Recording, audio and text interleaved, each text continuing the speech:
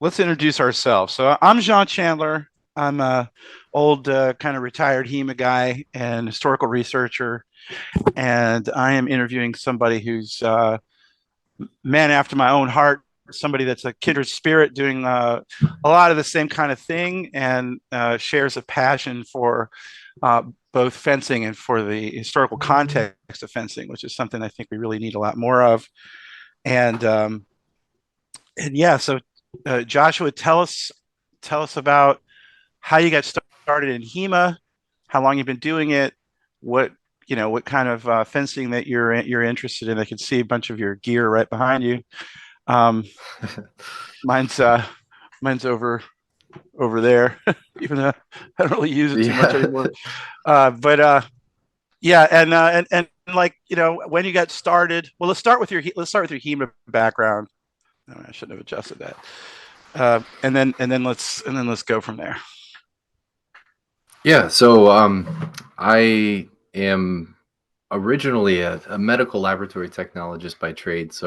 But a passionate history buff. And I kind of got into this whole thing. I was writing a book about a Boeotian general named Epaminondas. And I got to a point in the book when I was writing, and I was writing this one scene when he's setting up the sacred band with Gorgodas as another Boeotian general, and I was trying to figure out what training with a spear and a hoplon and a xiphos looked like. And I was like, I have absolutely no idea how to use a sword or a spear, and I need to figure this out. So I started looking around for like historical fencing stuff, and I found the Triangle Sword Guild, and then I started into that probably. I think it's 8 years ago. I'm not exactly sure. I can't remember like when it specifically happened. I always try to pinpoint that date, and I still can't figure it out. Yeah, But when you cross a major threshold like that, sometimes it just obliterates the timeline. I know where you're coming from. So you're kind of unique. You're coming from history to HEMA. yeah, because I was always as a kid I was always really fascinated by Alexander the Great, and like one of my favorite authors is Stephen Pressfield, um, and I kind of learning about the connection between Epaminondas, how he trained Philip II of Macedon, and kind of basically set the foundation for like the military evolution that would end up being like the Macedonian um, Empire, was always super fascinating for me because it started somewhere and it didn't come from Philip II. It didn't come from Alexander. They definitely made changes, but those changes had already started way back. And Epaminondas is a fascinating character. He's a brilliant tactician and strategist. So really cool character in history. Yeah, that also kind of ties in with this whole putting historian hat on for a second, or quasi wannabe historian hat of the it's sort of like the big people theory or the great person theory versus the structural changes, kind of theories, you certainly see a bit of both of those. So when you said sacred band, are you talking about like the Theban sacred band? Yeah. Yep. Okay, okay. So there was a period where there was like the Boeotian hegemony, and Thebes was the capital of Boeotia, and so they yeah, it's the Theban sacred band, and that's why like Alexander the Great, when he massacres the sacred band, weeps because he knew the history of the sacred band and what that meant to his father, and what that legacy was that he was destroying. And so like you get this deeper connection of like there's more here. There's a reason why he cries. It's not just because he was sad to see that they fought side by side and that they had died together because of like the structure of the sacred band, and the fact that they were either lovers or brothers or friends, close friends. It was that he knew that history and he knew what he was basically destroying when he did it. Yeah, that's Um, kind of central to the paradox of Alexander. Like he's the representative of this Hellenic culture and all this this complex city states and everything, but really he's also the destroyer of it. And he's sort of like the douchebag Renaissance of classical world. Like he's like, yeah, I yeah, represent all these wonderful things about our classical culture, that we've developed here, and I'm going to annihilate it and turn myself into a god emperor and try to conquer the world until we all burn out. Yeah, Right. that's a fascinating guy. I have a real close friend who's also obsessed with Alexander, or was for a long time. He named his kid Alexander. I'm not sure uh, if the kid even Well, knows that. He goes by Alex. my son is Leo Alexander, so I mean, There you go. Be careful. Be careful, because you might conquer North Carolina and then start spreading out. I mean, Uh, yeah. So worse things could happen, right? yeah, and it's kind of tie that back into HEMA. I started I had originally started with rapier, and because I had to wait to get into our longsword program, because we usually run small classes for our longsword program, and then I started into longsword with Ben Strickling, who's one of the HEMA originals, and Yeah, I know Ben. Yeah, yeah, a great guy. Um, yeah. and so I was working with Ben, and then they started a side sword program, and I jumped into that and was working with Chris Nolan, who's a bit of a HEMA recluse, but is a fantastic teacher. And he kind of set my foundation, and he's been for him, he had been doing martial arts for a really long time. He's been a Kuk Soul practitioner for 26 years, up to that point. And so when I kind of came in, at one point he sat me down and we had a discussion. And he was like, "You kind of have to, if you want to be, if you want to do this, you kind of have to choose your path. You need to decide where you want to go." Um, and so it was one of those things where rather than being a Renaissance man, which is ironic, right? And kind of doing a little bit of everything, I started to really focus in on just the Bolognese arts instead of trying to do KDF and Bolognese stuff and, 17th century rapier stuff and really trying to do it all. I really started to focus on just Bolognese fencing. So, Well, I think that's wise. I think we have to. I mean, you can eventually branch out, but I think even in the Renaissance, they didn't just do everything all at once. You have to start somewhere, and then you build off of that. And for us in the HEMA world, I think I think Triangle Sword Guild was one of the, from my memories, was one of the early American groups that had kind of leveled up and was taking training really seriously, and also basing it on the best information that they could get a hold of, because we were all a little bit half-assed in the early days. I mean, nobody really knew the whole thing, and so you had to kind of walk a fine line between developing your own curriculum and all that, and your own culture in your club, and also being open to other people, and not just getting smothered by an avalanche of bullshit, because there was a lot of yeah. bullshit. I mean, it took me. I think our club started in like 2002 or something like that, but we barely knew anything, and what we did was just kind of spar a lot until like probably 2008 or 2009, and then it only gradually started transitioning to more serious training and really understanding sources and all that. It's a long way to go back to the 15th, 16th century, you know. Yeah. No, for Uh, sure. And that's kind of interesting because like I I had with Ben and the structure of our longsword program, we kind of had a road ahead. But when I came in and I started studying Bolognese fencing, all we really had was Manciolino and Dallagocchi, and that's it. We didn't have a copy of Marazzo. There wasn't a translation of Marazzo yet. Stephen Freitas was still working on the translation of the Anonimo, and so it was kind of like those early days of KDF that you probably experienced, but more from a Bolognese perspective because we didn't really know. There was a bunch of misnomers and just kind of like I think the only English translation of Marazzo that we had was the Wichtenauer translation, which is really bad. there's I, still not a good I Barroso on there.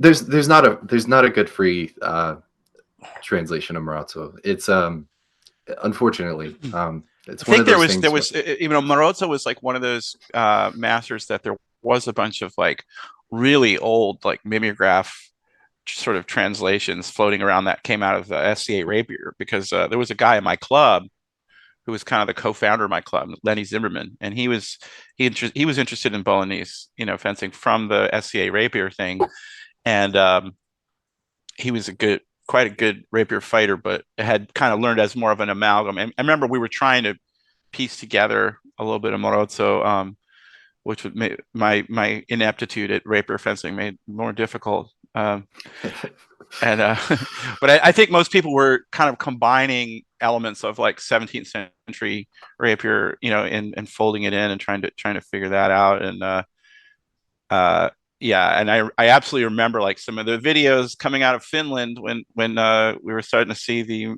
Morozzo plays coming together, the saltos, like looked Yeah. so good.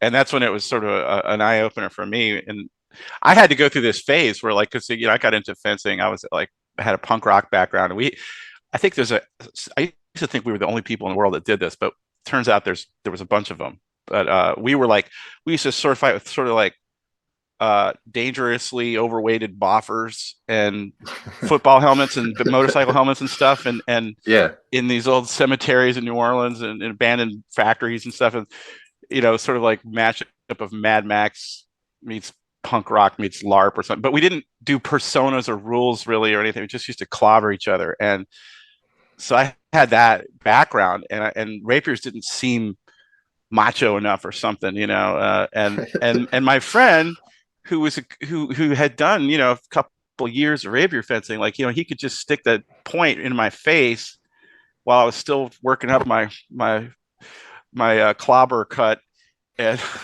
and that taught me to understand that. And then I never got good at rapier, but I used training with my friend Lenny, and what little insight I was able to get largely from Morozzo, from probably very crude translations that we had, and that basically taught me how to use single time counters like Absetzen and stuff with longsword, and we actually got that working, which was a big breakthrough, and then Yeah. I had the bug, and I would try to tell, and we'd get more and more people coming into the club.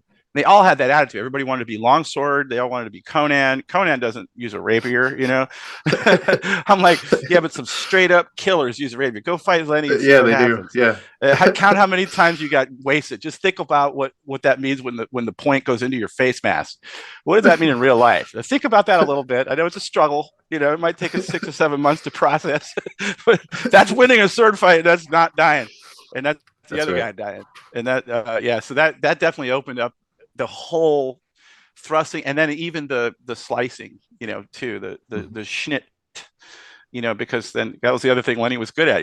If you dodge the thrust, and you're like, yeah, he missed me, and then the point goes right past and then slices right back across your neck on the way out, and you're like, oh man, Yeah. that was so. I'm still happy about dodging that thrust in my eye, but I could lay there and bleed out thinking about it. Yeah, exactly. You avoided the quick death, and you ended up getting the long death.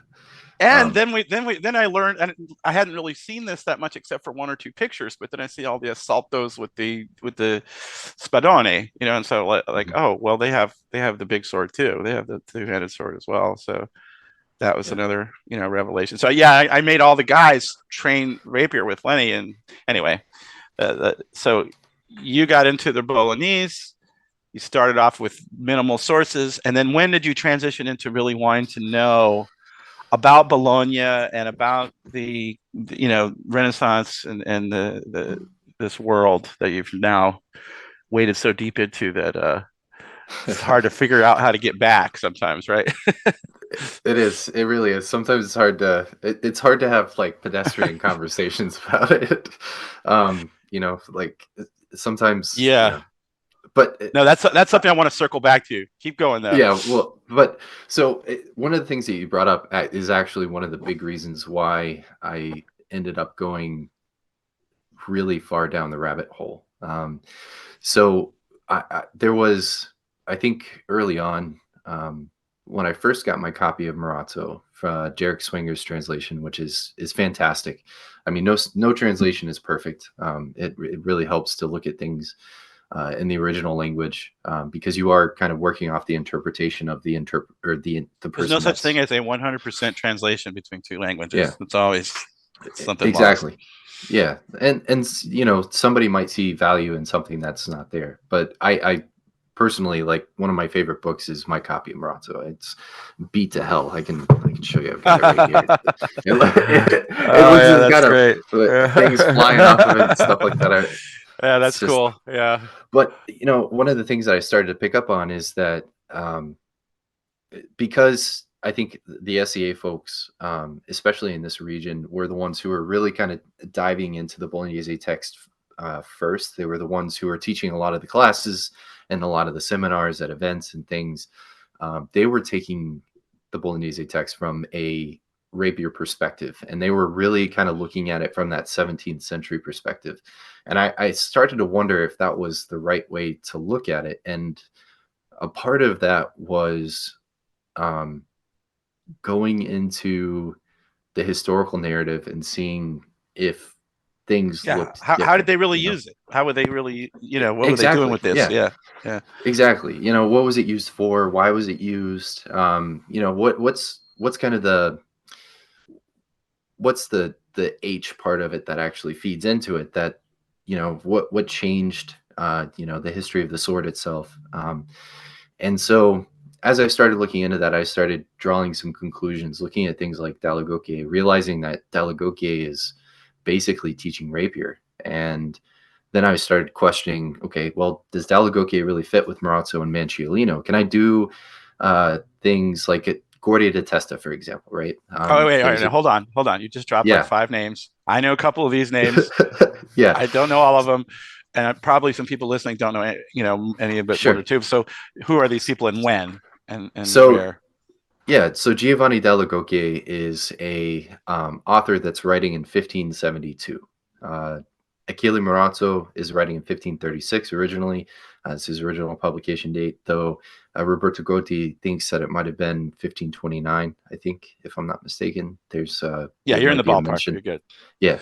And then there's and then Manciolino was 1531 or 1532, and but probably originally in 1523 based on his dedication of his text. So there's even some, based on, like, we have publication dates, but there's still some uncertainty. And again, this is another rabbit hole, right? There's Yep. still uncertainty as to when these things Yeah, were no, you're doing originally you're doing the published. historian thing that pleases the other historians because you're like, yeah, okay, we don't acknowledging where what we actually know trails off, but that also makes it tricky sometimes for For the the general layperson to audience. follow. Yeah. So okay, so So we're basically, doing you comparing 1570s to 1520s, 1530s roughly, exactly. or Yeah. yeah, Yes, that's exactly it. So for to kind of like break it down and kind of bring it back to its base level, we're talking about roughly a 50-year span. Um, and a lot happens in that 50 years. yeah, So there's a revolution of thought that happens in the 1550s with a number of authors, namely Agrippa, Camillo Agrippa, who's from the Roman school, where fencing seems to change, and it seems to change significantly. It was a very influential text, and we see that with other authors in Florence and in Bologna, namely with Francesco Altoni and with Angelo Vigiani. And then after that, there's another generation, and that's where Dall'Agocchie comes in.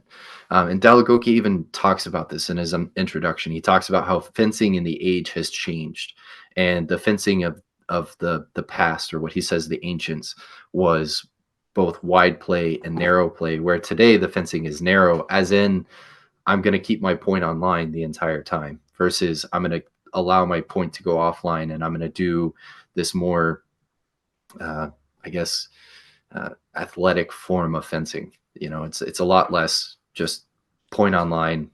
okay. Two questions. Yeah. So a is are these later manuals covering as wide of a range of contexts for fencing like the way Gigante does in his two?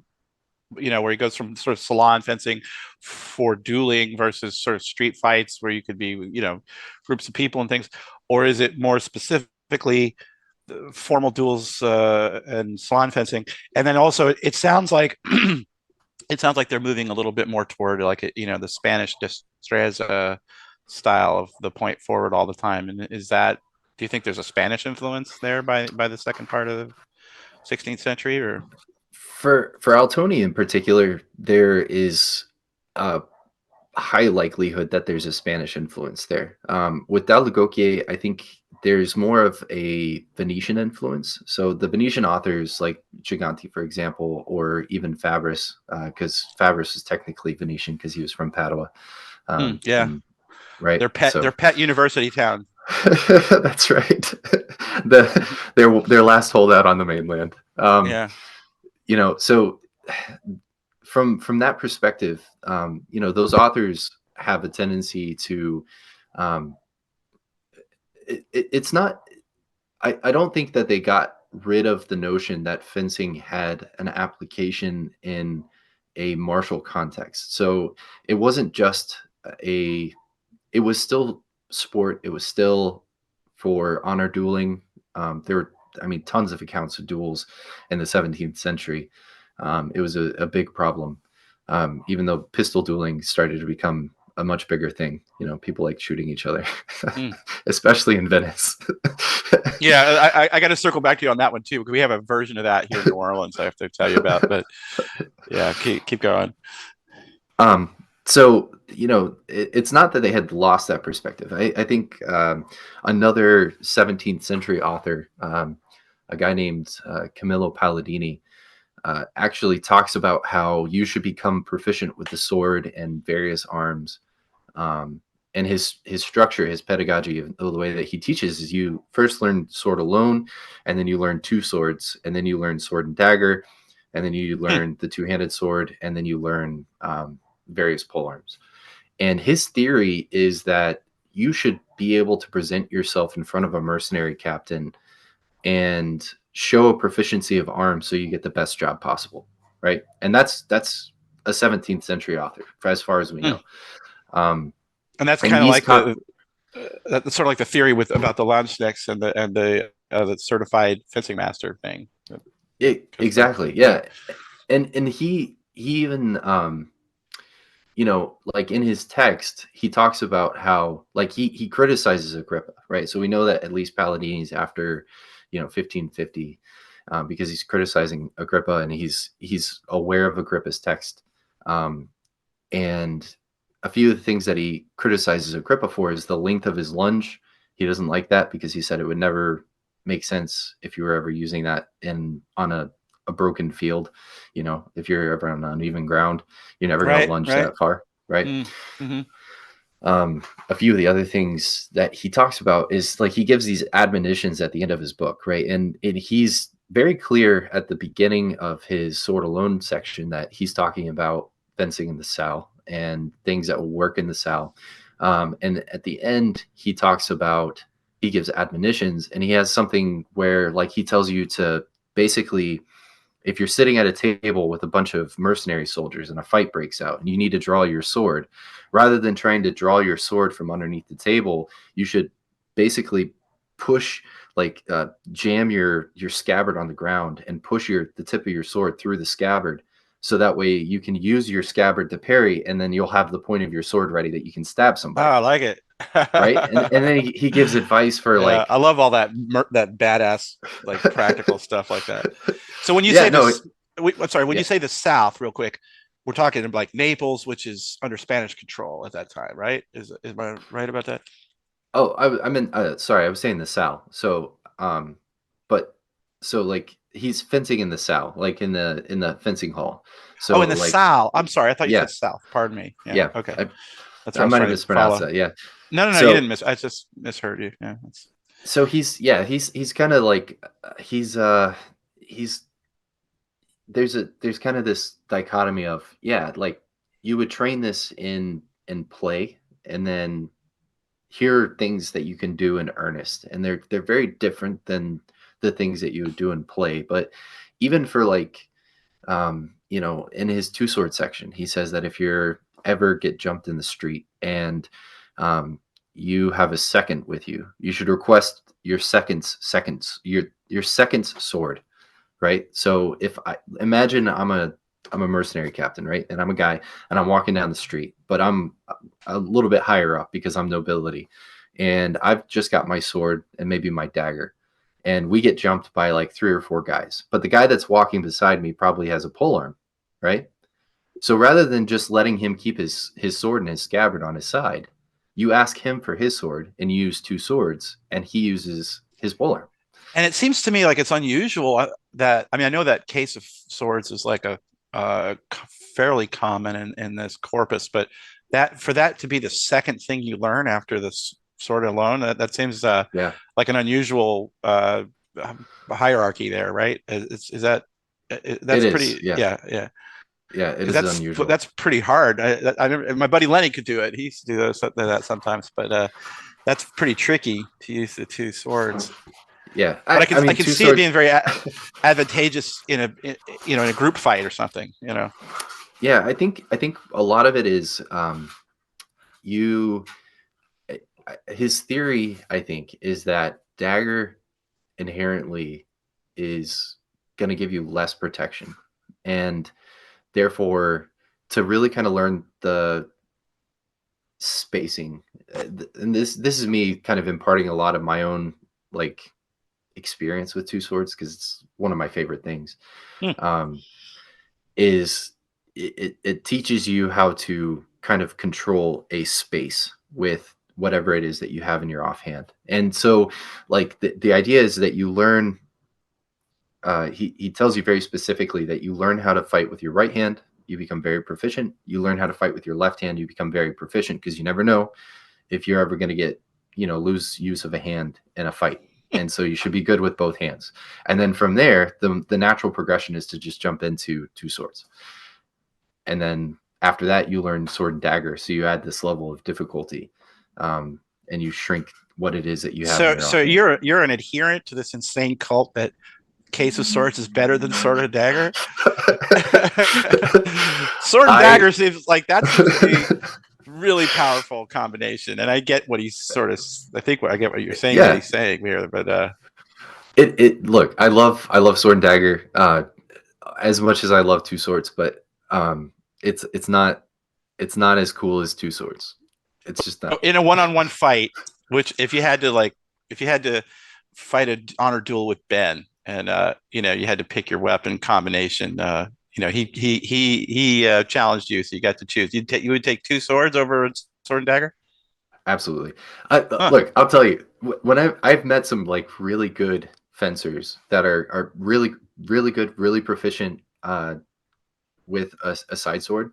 You put a second sword in their hand, and their brain shuts off. Yeah, mine too. Yeah, I couldn't figure it out. I It just yeah. yeah, it takes a certain level of proficiency. So like when you get good at it and you understand it, it's kind of the ultimate like you can really screw somebody up. If somebody were to challenge me to an honor duel, that would be like my go-to because I know I've seen that analysis paralysis happen so many times fighting people with two swords when they're like really good fencers. They can't quite connect Well, how so okay, to let's break fix that it. down a little bit. Is the advantage basically that because you've just got a much more capability to parry and therefore maybe exploit binds and things like that? Whereas with the dagger, I mean, the thing that's so brilliant to me about the sword and the dagger together in all the Italian and Spanish fencing systems is that it allows you to suddenly be super dangerous at different distances, and but you obviously have to, you can't rely only on the dagger to parry cuts so much. I mean, you can, but it's safer to parry with the dagger and the sword together, and then you Mhm. kind of hold the bind with the dagger and cut him with the sword or stab him with the sword, and then. But with Yeah. the two, I'm guessing, is it the defensive and from the bind stuff mainly, or is it? So the thing about two swords that makes it tricky So you're right to a degree. Like for example, like Marazzo and Manciolino, like anytime there's a dagger involved in a fight, is the only time that they tell you to take 5 or 6 steps back the moment you hit your opponent.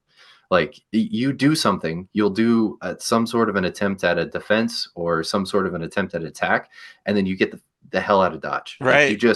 you like you're Yeah, like, yeah. all right, I'm out of there, right? Because Because the guy's going to daggers are close so in unpredictable. and plant it on you, and you're not even going to be. It, You're still thinking about the distance of the sword and where his sword is, and you just forget about the dagger, the and then dagger, and then you're you're getting doomed. shanked.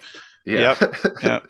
And it's not So like like I do RPGs, so like it's one of my pet peeves is like in all the RPG games, a dagger is like a nuisance weapon. Like it just barely does anything to you. But real Renaissance daggers, you know, that yeah. long and yeah, you're gonna be that's gonna be a long visit to the hospital if you're lucky. Like Exactly. ow, Well, yeah, interestingly, the only time that Marazzo says the word kill, death, or murder, like the only time he gives any sort of absolution in his text is when he's in his fifth book when he's talking about dagger, and he says multiple times if somebody is trying to murder you.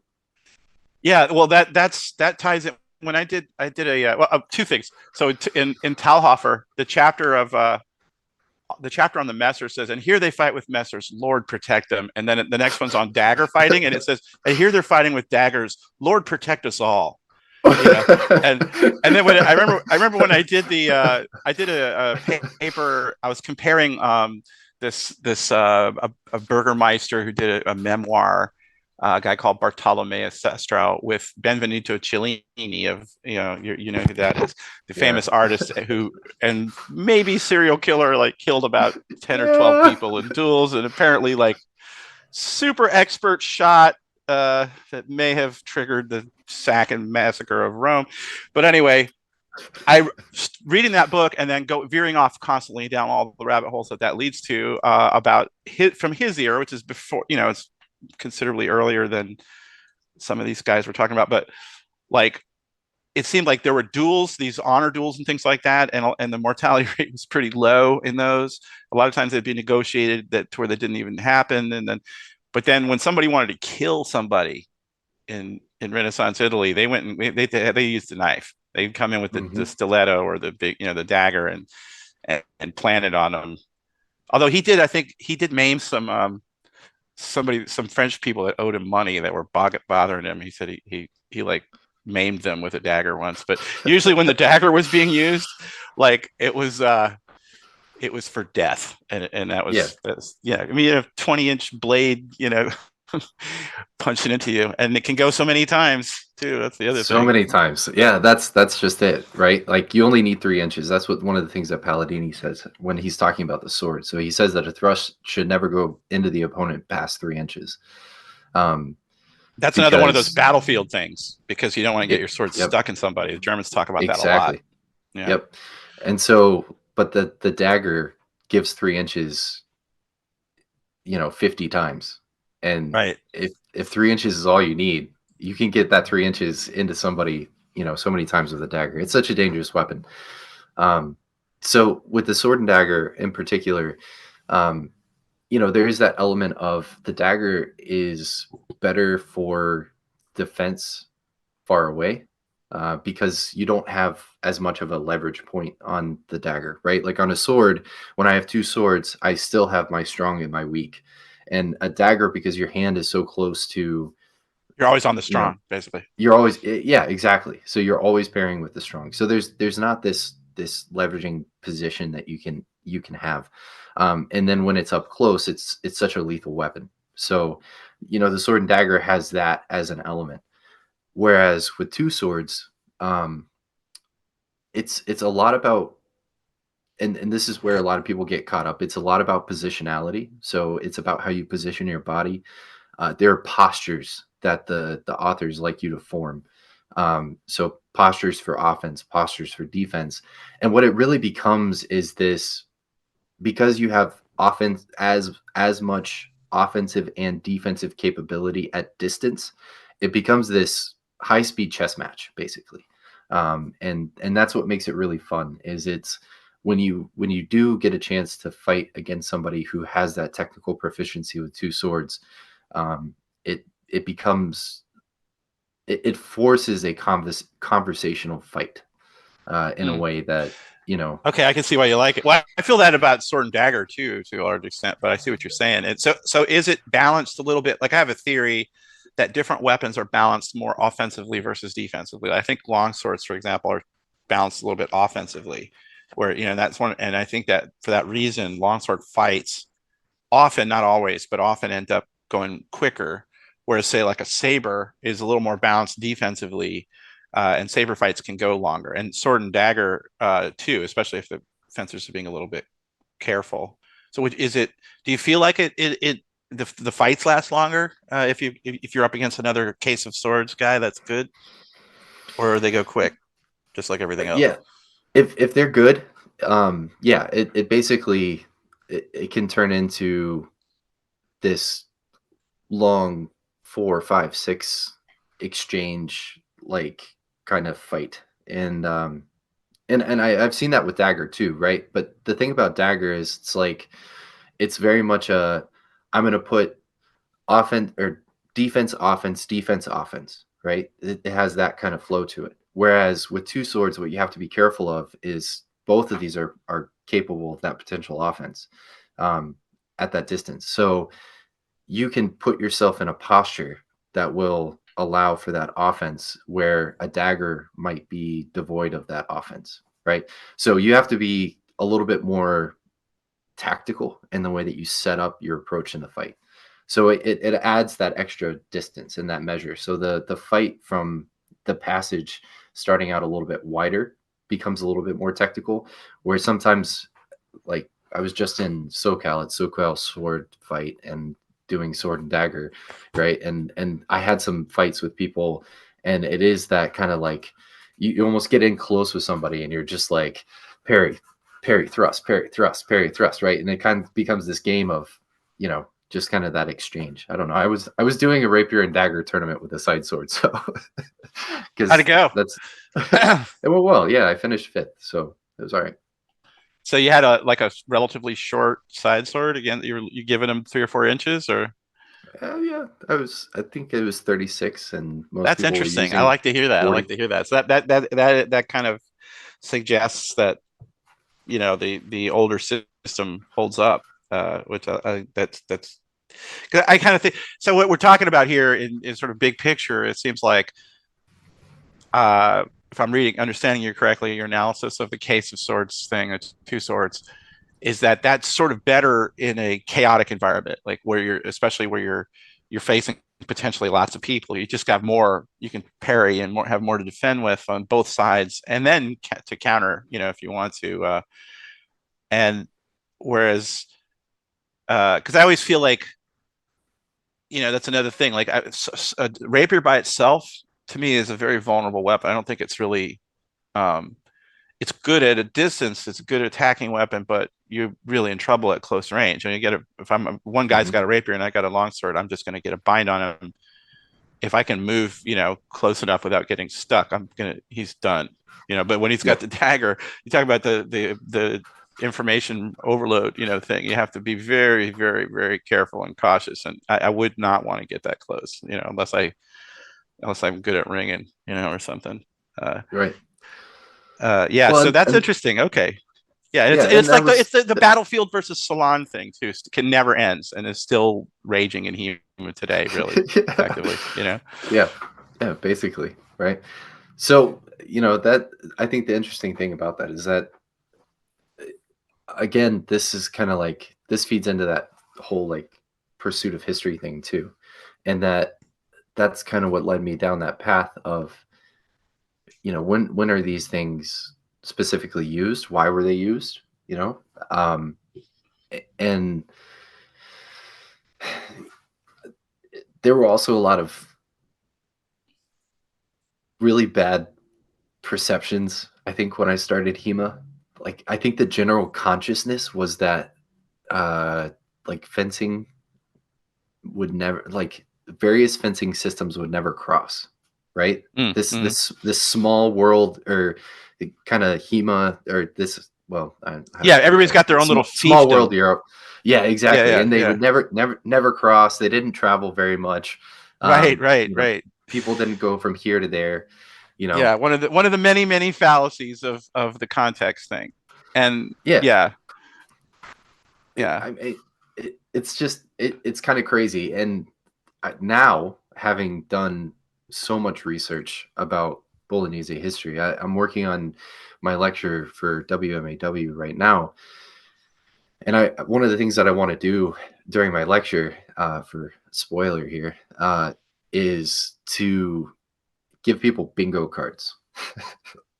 And I'm going to have a list of all of these different sword masters that people for years have thought would have never had any sort of crossover. Hmm. And they can put a bingo card on there, or a bingo chip, every time I mention one of those sword masters in my lecture. After talking to Yoeli Takala and finding out that, Hans Rommel, who is probably Jonas Lichtenauer, was, um, I was you just know, discussing that theory with Christian Trosclair yesterday about yeah, keep going. well, Who could have been? Yeah, he yeah. was banking with the Gazzadini family in Bologna. And that's mind blowing, because here's the thing: like, we already know that Lanceolato Picciaria was like with the Bentivoglio family when Giovanni the First Bentivoglio became Signore of Bologna, right? And he's one of Fiore's famed students. So we have this named student from Fiore de Libre. So we know that Fiore's system was inherent. It was there. I found a mention in, this guy, Pompeo Vizzani, who's a historian, also from a noble family and related to Angelo Viggiani, the Bolognese fencing author. Um, but either way, he made mention of the fact that Lanceolato Picciari was actually training the local troops in Bologna, and that's why he was there, which is the first time I've ever seen something like that.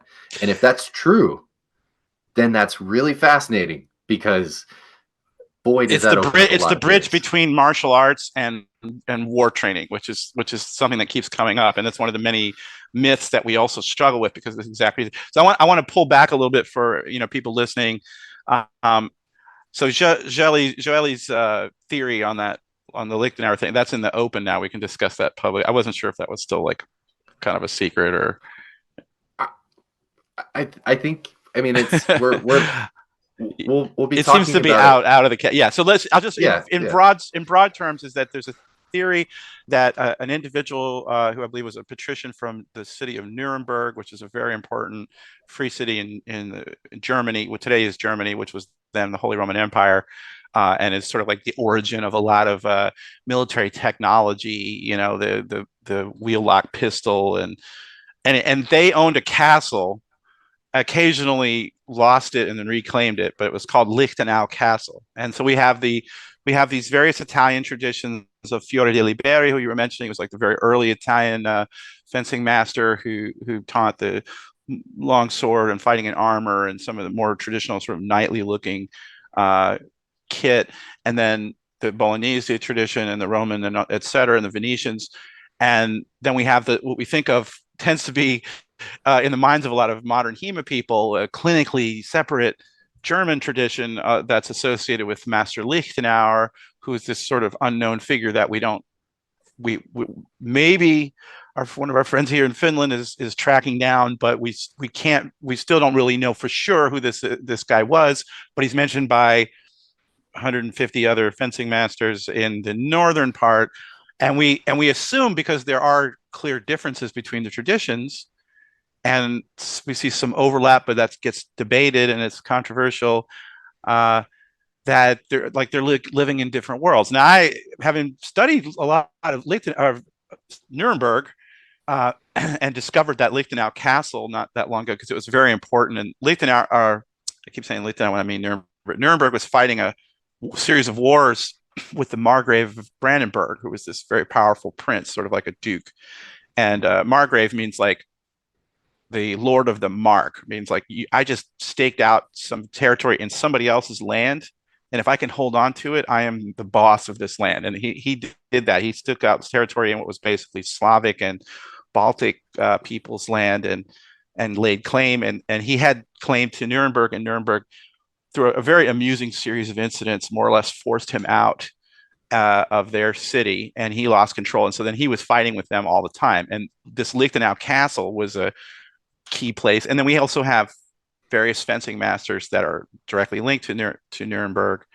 So the idea that there's cross connections across the Alps is very interesting.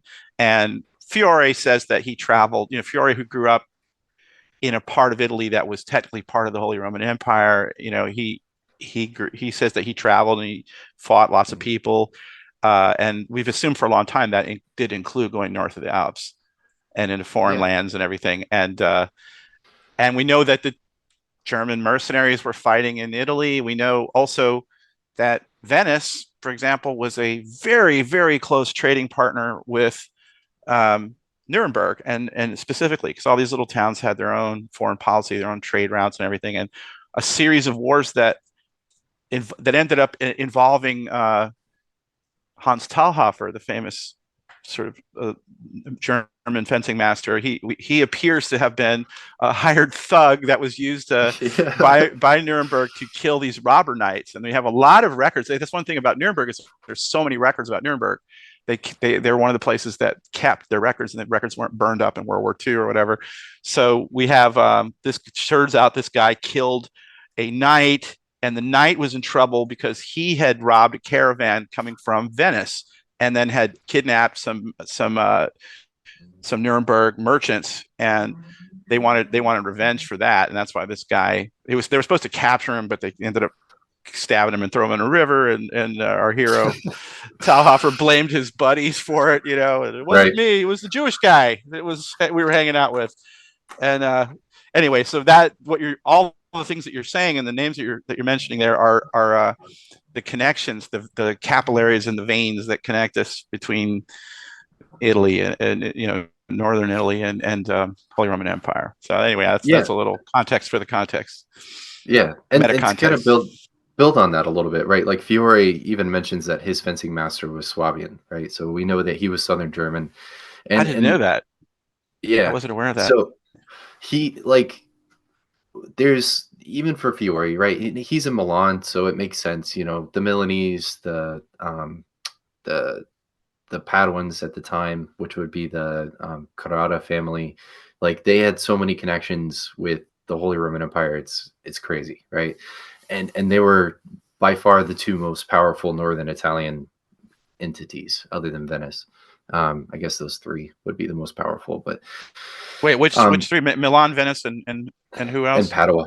Oh, Padua. Padua. Was it Padua? Or Verona. Verona. Yeah. Padua was kind of owned by Venice, right? Yeah. Not yet. I think it was owned by the Veronese at that point.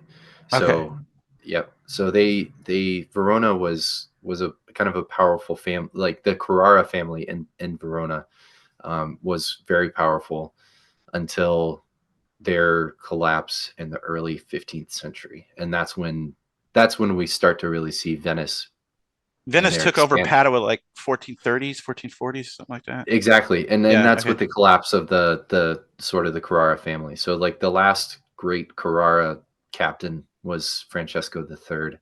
And he's but either way, that's an aside. So but this is the trap. This is our it is the trap. It is our challenge, our biggest challenge, right? Yeah. I know. I could go for days.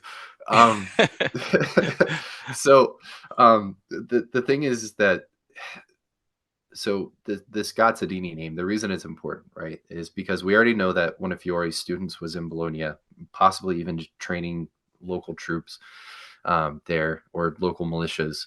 And then we find out that this guy, who may have been Jonas Lichtenauer, was banking in Bologna, that he had business in Bologna, that he was constantly going to Bologna.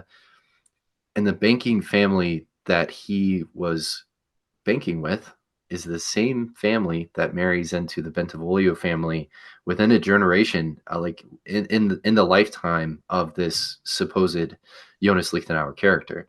And so there's a real possibility, because in my mind, in my research and in my conclusions that I've drawn so far is that the Bolognese system of fencing is really a Bentivoglio system of fencing.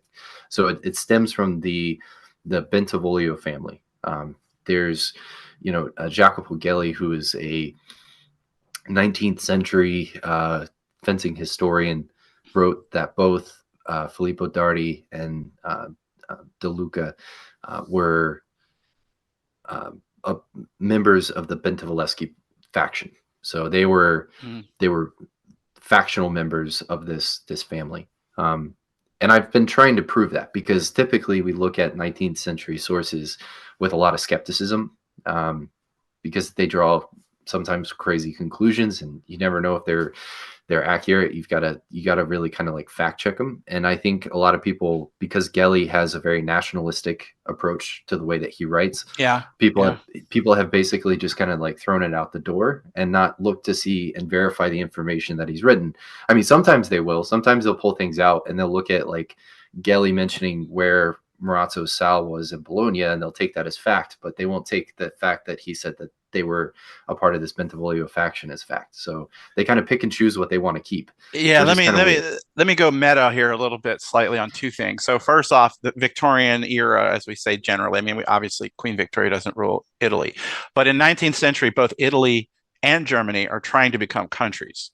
People are trying to make them into countries, and this, as the academic term for that, is state building. And as part of that state building thing, we get a lot of very biased analysis sometimes. But the flip side of that is that in that same period, we also have a lot of extremely erudite scholars. Like I was discussing Mhm. this, I forget with who was I was talking to about this, but I was talking to somebody kind of debating the merits of the 19th century scholarship. Oh yeah, we were talking about scholarship on the Hanseatic League in Lubeck, which the German scholars today are kind of throwing out the window because they're saying like everything up until uh, very recently on Lubeck, which is sort of like where all the main, the main epicenter, if there you could say there's a center of the Hanseatic League, is kind of useless because it's so biased and um, they were being so selective, with what they included and tailoring the stories and putting spin on it to help support the idea of building the state, and yet it's whoever I can't remember who I was discussing this with, but they were pointing out that college kids were Latin was so good in Germany in like the 1850s that they were defending, in the voice of various, Julius Caesar and various Roman senators, like reconstructing debates in their specific idioms, as just part of like how you would pass Latin at the age of 17 and, in a high school then. And we see guys like, the in the German world, the brothers Grimm, who did this incredible research. They're known for fairy tales, but they did this research on the German language and also on all the mythological, and they did it in a really amazing study. Just the word magisterial is applicable, so vast and so complete, of just collecting data, which then they, to their credit, they presented the data and then they interpreted it and changed it and made it into their fairy tales and then helped try to construct the language and all. So it's a paradox when you're looking at 19th century sources. And we also have just tons and tons, like again, from the German side, there's all these records from the towns and the archives of the various princely, families and the imperial records and everything that were translated or transcribed uh, from the old dialects into legible modern German in the 19th century. That's like another gold mine Mhm. of sources, and the same kind of thing goes on in Italy. So it's like we have to be careful. It's one of these many things you learn with anything to do with history, is that you can't be categorical or too binary about how you evaluate things and everything. And those 19th century sources are a lot of times just so incredibly erudite that you have to use them, but carefully. Um, Yeah, and I think so. Like for example, with Gelly, I think the thing that people basically throw him out for and kind of like throw him under the bus for as a source is because he claims that Giovanni della Bandineri was a student of De Luca, and now there's no evidence of that claim, and so people think that he's just making it up. He's just trying to kind of pull in again this sort of nationalistic fervor of like della Bandineri. Like one of the Italian fascists' big things was like sort of like praising condottieri. They had a big thing about like kind of trying to reinvent that condottieri mindset. And so the thought is that that's kind of what he was pulling on. And so he's trying to like elevate what he's writing about by saying, hey, look, here's this sort of key figure in our nationalistic identity. That's how important this is. So pay attention, right?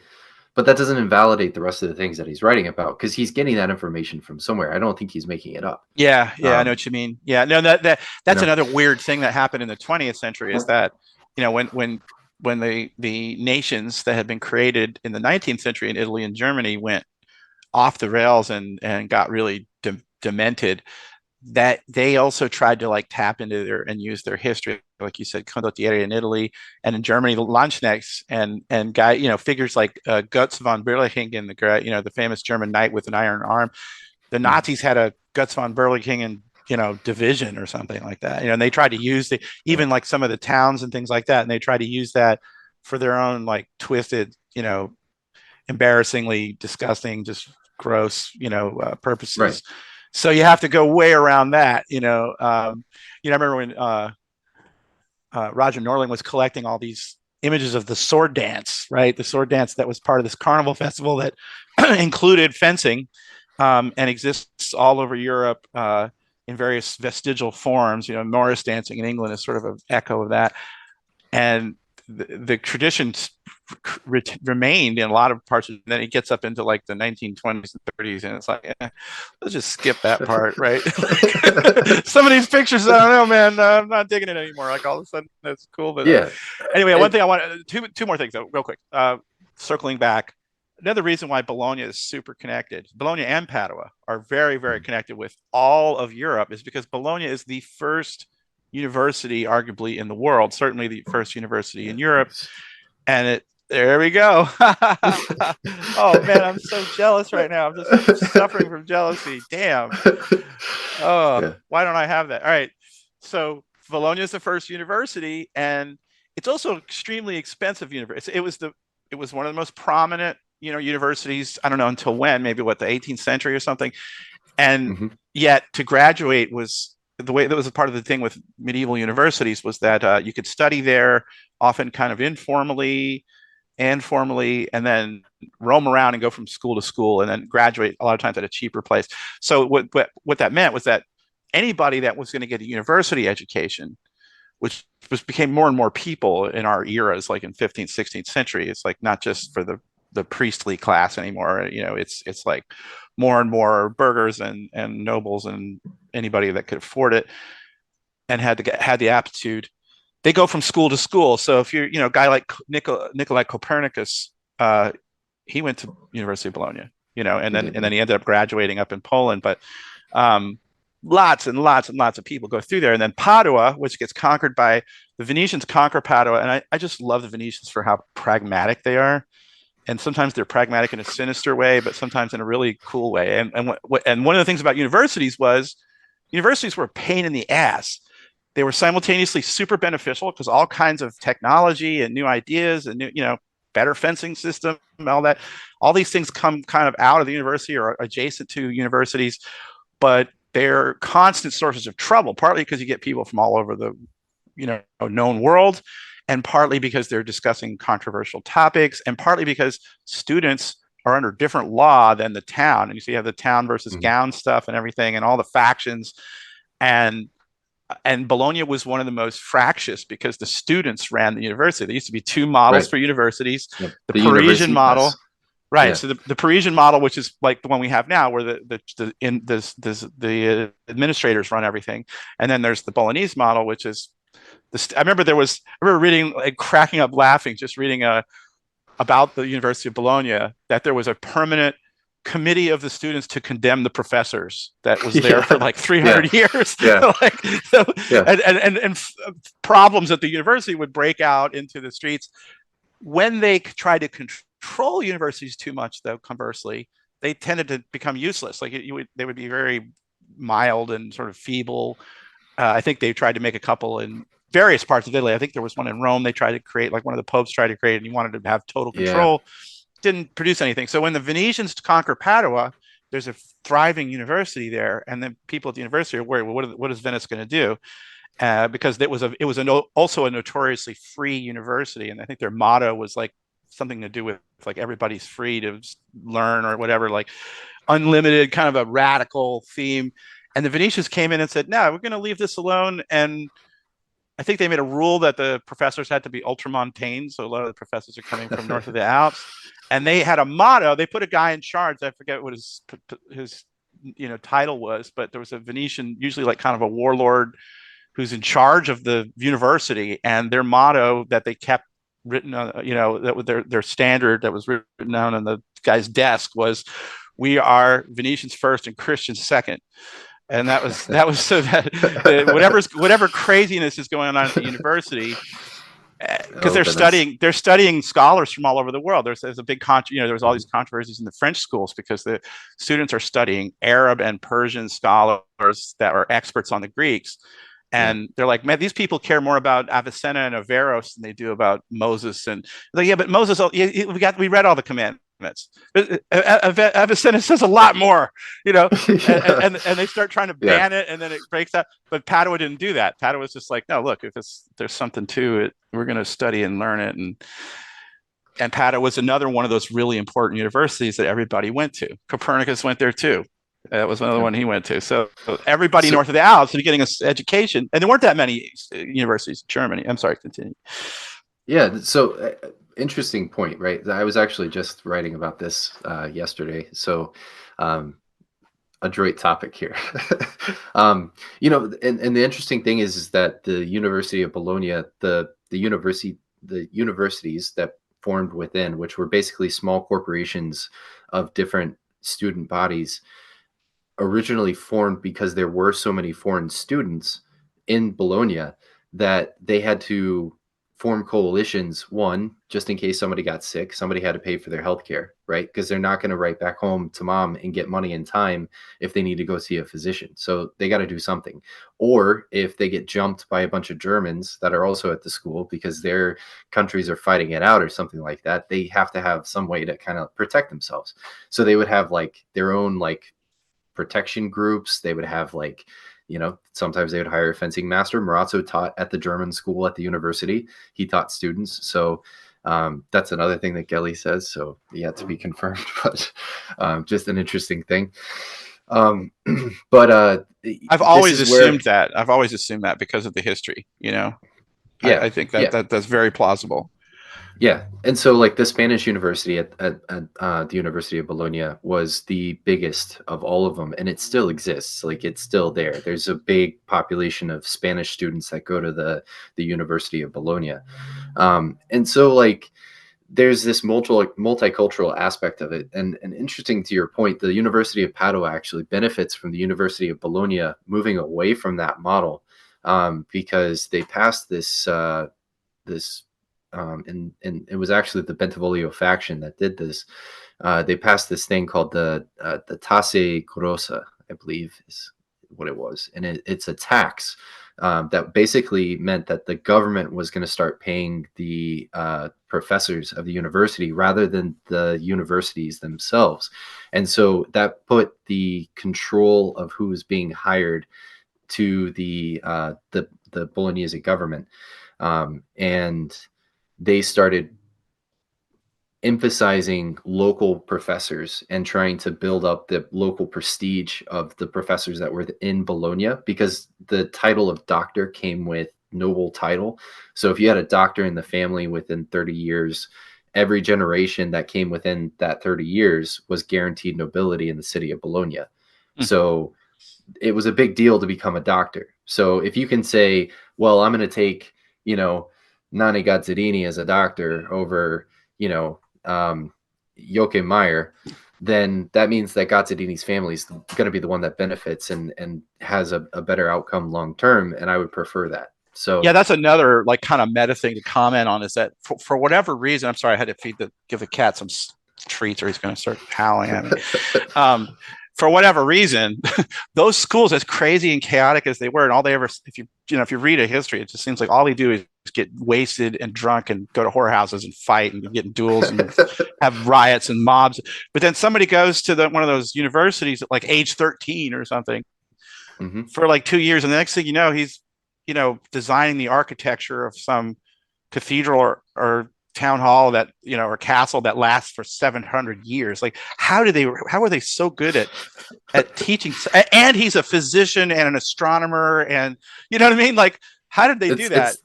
it's the mullet theory, man. They just party in the business in the front, party in the back. Right, the mullet, right? Yeah, I mean that is Yeah. a thing. This is one of the things that got me thinking. Yeah, I am for a classical education, and in the deep level of it, like, and I did a troll one time online where I was pretending to be a Renaissance humanist instead of like the modern kind of, like, a lot of people today kind of sort of politically on the left, which I basically am, but I'm out of sync sometimes with a lot of people will claim to be humanists. They'll say, "Well, I'm a secular humanist," and blah blah. What does that mean precisely? And so I went on like a humanist online space and started trolling them. Like, how many of you, first of all, how good is your Latin? How good is your Greek? How good is your Yep. Arabic? And if you're not literate in all three of those languages, then fuck off because you're not a humanist. And can you fence? Like, yeah. Yeah. Do you know the trivium and the quadrivium? I mean, how good is your how good is your astronomy? Have you studied that recently? How good is your geometry? How good is your mathematics? How good is your music knowledge, your music theory? Because that's how we learn math over time. You know, uh, just comparing the rigor.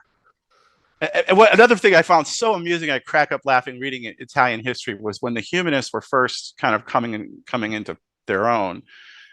One of the things they kept doing, regardless of faction, whether they're like pro Pope or sort of pro Emperor or whatever, Gelfred Ghibelline, they're looking at these old records that are really important legal documents that established powerful, important rights for the church and things like that. And they're looking at them and they're saying, yeah, you said that Emperor Justinian produced this law that says that you get to own, this part of what's now the Vatican.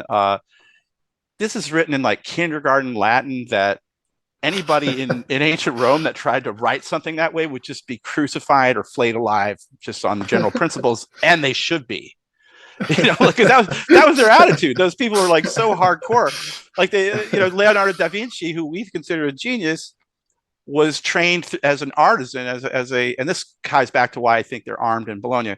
He's trained as an artisan, and he learns art, and he studies, but he doesn't speak perfect Latin and can't read and write in Latin and Greek and Arabic. So all the humanists of his day were like, loser, loser. Yeah. You don't know anything. You're illiterate. You were literally considered illiterate. And I think that what you were talking about, which in terms of the factions by the language groups and so on, which I think is usually called the nacios in the university, the German Yep. nacio and the Spanish nacio, and those can be rather odd combinations. All the universities had those. I've learned that also the crusading orders had those too, and a lot of other Yep. international organizations were broken down that way. So they're like support groups based on where you're from, and there'd be nacios for like 8 different parts of Italy in Bologna, plus there'd be probably 2 or 3 different French ones, because for some reason like Picards and Yeah, the Picards. Yeah. Savoyards can't get along, Yeah. can't be in the same Yeah. room, can't You don't want any Gascons in there. right, Oh you god. can't have Gascons around the Picards because somebody's going to die, like. Exactly.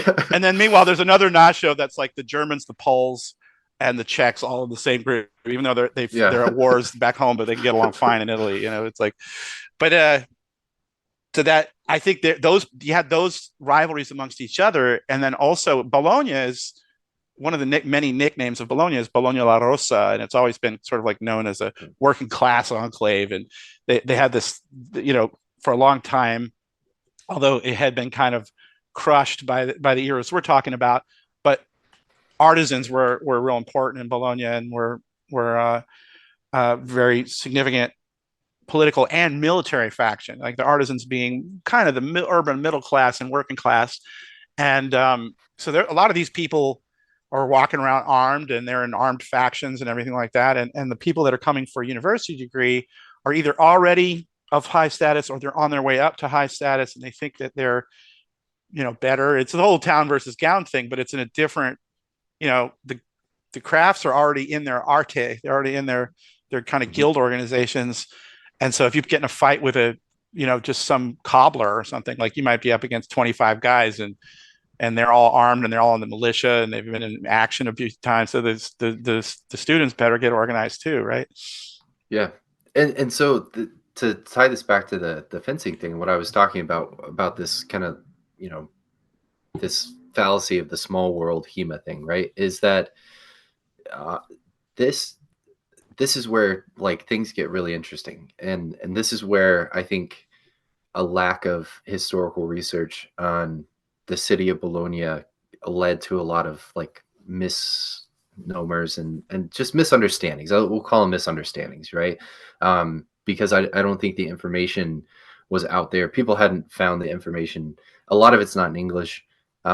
So it makes it really difficult to like acquire and digest. Yeah. Obviously, with modern tools, it's a lot easier, right? So I'm blessed because I'm doing this at an age of translators I feel your galore. brother. But what I'm getting at is that like so with the Bentivoglio family, right? We have this Giovanni the first Bentivoglio. You know, he's got one of Fiore's students as a hired condottiere. They're very close. He says that he's one of his favorite people. Like this is written in Ghiardachi. And then he ends up he gets murdered. He gets torn to pieces in Bologna when he gets overthrown.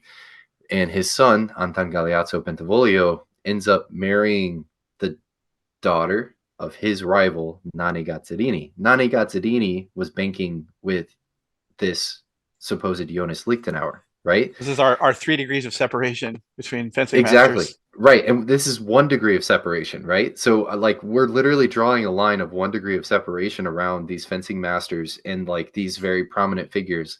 And it gets even crazier. So like there with Gazzadini's family after Giovanni the First Bentivoglio dies, it's because Nani Gazzadini supports the Milanese. The Milanese come in, they overthrow Giovanni, but when they overthrow Giovanni, they also overthrow the sort of liberal government in Bologna. And Nani Gazzadini realizes he made a colossal mistake, right? Because he did what he did out of his own personal ambition. But he gave up that ambition when he had the opportunity. And so he became very sympathetic towards Giovanni Bentivoglio. So he had no problem with his daughter marrying Giovanni's son because he actually admired Giovanni Bentivoglio. And so here we have this Lichtenauer connection. And as you trace the development of the Bentivoglio family, basically every member of the Bentivoglio family gets murdered at some point. Um, Italian politics, Italian Renaissance politics. Yeah, yeah, that's the there's thing. there's a guy from a junior branch of the family named Ludovico Bentivoglio. He's the one that gets the holy sword that's in Bologna. That's like at the Bolognese Museum. He gets the holy sword and the hat from the Pope Nicholas V. It's pretty cool. But he actually has an opportunity in 1445 to take over the Bentivoglio faction, and he says, "Absolutely not." But literally, 3 generations of Bentivoglio That's had been wisdom right like there. brutally murdered before him, and he's just like, you know what?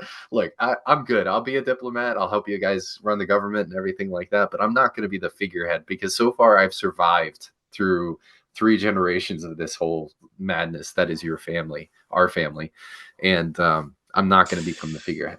Yeah, that's something for us to talk about on another follow-up thing. It's just the whole phenomenon. This is something y'all brought up.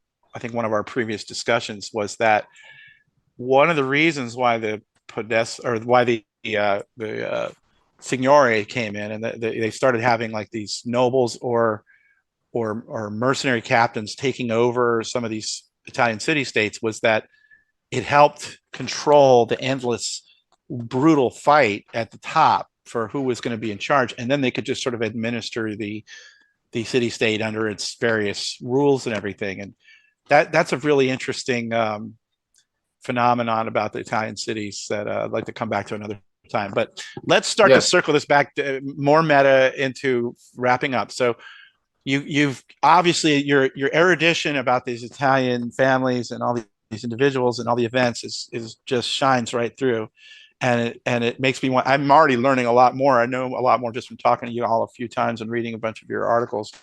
But you produce so many articles.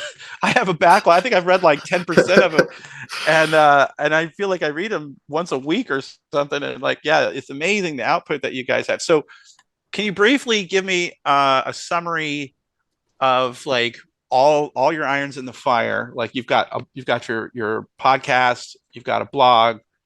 Are you guys working on a book or anything yet? You should. Um, and then touch on a little bit the challenge because we both have this problem of once you get the lure of the history, the H part of HEMA, which is easy to fall into because there's just endless stupid, forgive me for being crass, idiotic debates in the Hemaverse about things that are so obvious. I just recently blundered into one online, and I really avoid these things now. But some guy was saying like, "Oh, nobody was allowed to carry a sword unless they were a noble or a professional soldier in all the German cities." And I'm like, man, really, that's an easy one to sort of debunk. But here we are, 2024, and like people are still saying things like that, and it all ties into all these endless debates about how to structure tournaments and what kind of training you should do and which manuals should you look at, and the answers are there. The answers are of the context are there, but then once you plunge through the membrane between the modern pop culture and all of its really simple sort of binary answers to everything, and you end up into the swirls of not just gray, but an entire panoply of colors. The whole, the $50 crayon box of every shade of color imaginable into the world of the Renaissance or the Middle Ages, and becomes this wonderful thing. You're like, oh, I was so bored. I was looking for things to be entertained by, and now I have this just absolutely endless ocean of fascinating stuff. And every time I learn something, it clicks and more things connect. But then it gets hard to talk to people that haven't gone through that membrane, Yeah. So how do we do that? And so, okay, so summarize what your output is right now, and what you guys and your colleague Stephen and everybody else that you're closely working with, and then like wrap up with how do we address that problem, you think? Yeah. So it's interesting because, I have a list of all the things that I want to get into. And what I started doing is because you know this, like you find rabbit holes that you just kind of want to go down. Uh, I, I so many times I've come across something that's super interesting, and sometimes it happens when I'm trying to transcribe and translate a document, and I'll just see a story, and I'm like, wow, I need to tell that story, right? It's just too cool not to tell. Right now, like I'm working on two pieces. One on uh, Filippo Dardi. So it's a follow up to a piece that I had written before about Dardi, and but what I'm doing now is I'm looking at a letter that he wrote to the Bolognese government. So um, which has been looked at and examined from a few different angles, but never from a historical angle, which I find interesting, right? So it's been looked at from a financial angle, it's been looked at from a pedagogical angle, but it's never been looked at from what are the historical figures here? Like what's going on? Like what is the history that surrounds like what's going on? Yeah, And what the does it look like question, from in their world, in their moment? right, right. And so like Darty in particular, he was a fencing master in Bologna, and he in 1443 he ends up getting this contract from the Bolognese government to teach at the university, but also to lower his rates. And there are things that are said in this letter that just like when I read it and I had a good translation of it, I was like, holy shit. Well, that lines up exactly with what I'm looking at right now in the historical chronicle, right? In 1443, the citizen militia of Bologna ousts Francesco Piccinino from the city of Bologna, like a very, very competent condottieri, right? Then they conduct a siege around the Castello Galleria, which is in Bologna. Well, it used to be in Bologna. They destroyed it for after this happened. There was a castle that was in at the northern gate of the city of Bologna, and there was another mercenary company that was in there under Francesco Piccinino's army, right? And so they surround that and they besiege this castle. They're under bombard fires, so they're getting fired at with cannon and stuff like that. And this is a citizen militia conducting this entire operation, right? Yeah, yeah. And they like, and then this Milanese army comes down, and it's roughly 4,000 or 6,000, right? 6,000 professional soldiers come into the Bolognese Contado or countryside and start threatening the city of Bologna. And 400 of these cavalry end up breaking into the Galleria gate and risk like holding the Galleria gate open for the rest of this army to come into Bologna, which would have been game, set, match, right? But the 9,000 Bolognese citizens push back this cavalry force them out of the city. Then Annibale Bentivoglio, who's the sort of the leader of the Bentivoglio faction at the time, is so confident in the Bolognese militia that he decides to take them out of the city and attack Luigi del Verme, who is a very competent condottieri captain with 6,000 professional soldiers, and he only has 1,700 professional soldiers in his army, Annibale, and the rest of it is made up of Bolognese militia. And Galeazzo Marescatti says that they defeated Luigi del Verme's army so soundly that history completely forgot this battle ever happened. Well, that happens a lot. Let me interject there, because all these cases, like right around that same time, like in the 1450s, okay, there was a revolution up in what's now Poland and Prussia, where all these cities in Prussia, Danzig and Turin and Elbing, got so tired of the Teutonic Knights that they overthrew all the Teutonic Knights castles. And like, if you ever go to Turin in Poland, they've left. That's a really pretty brick castle, isn't it? Right. Like and but it's wrecked. They left it wrecked since 1454, whenever they overran it, as a sign, like, no, we're not having a castle in the town, because that means somebody else is ruling over us, and fuck these Teutonic Knights. They left it just like this. Look what we did. But those kind of all those kind of battles and wars where the like urban militias win are forgotten, because that is one of the problems with the 19th century, because they want to write from sort of about the nobility and the great lords and princes, and before the either the great lords and princes of their own day, or the like sort of magnates that thought of themselves the same way and everything. So that's one of the big issues that we're always going to be swimming upstream on. Also, by the way, you were supposed to give me looking at it from a different perspective, right? I'm coming around. I'm coming around to your question. Okay. I promise. No, but it's hilarious. So, you're supposed to go big picture, and you immediately fell into a rabbit hole, which is a wonderful rabbit hole, man. I'm ready to go play there myself. I'm ready to jump right into that. That's a great one. So this is to me, this is like this ties everything together, right? In terms of like what we've talked about, in terms of bringing the H and the EMA, the European martial arts, and that H together, and seeing it as a full spectrum, right?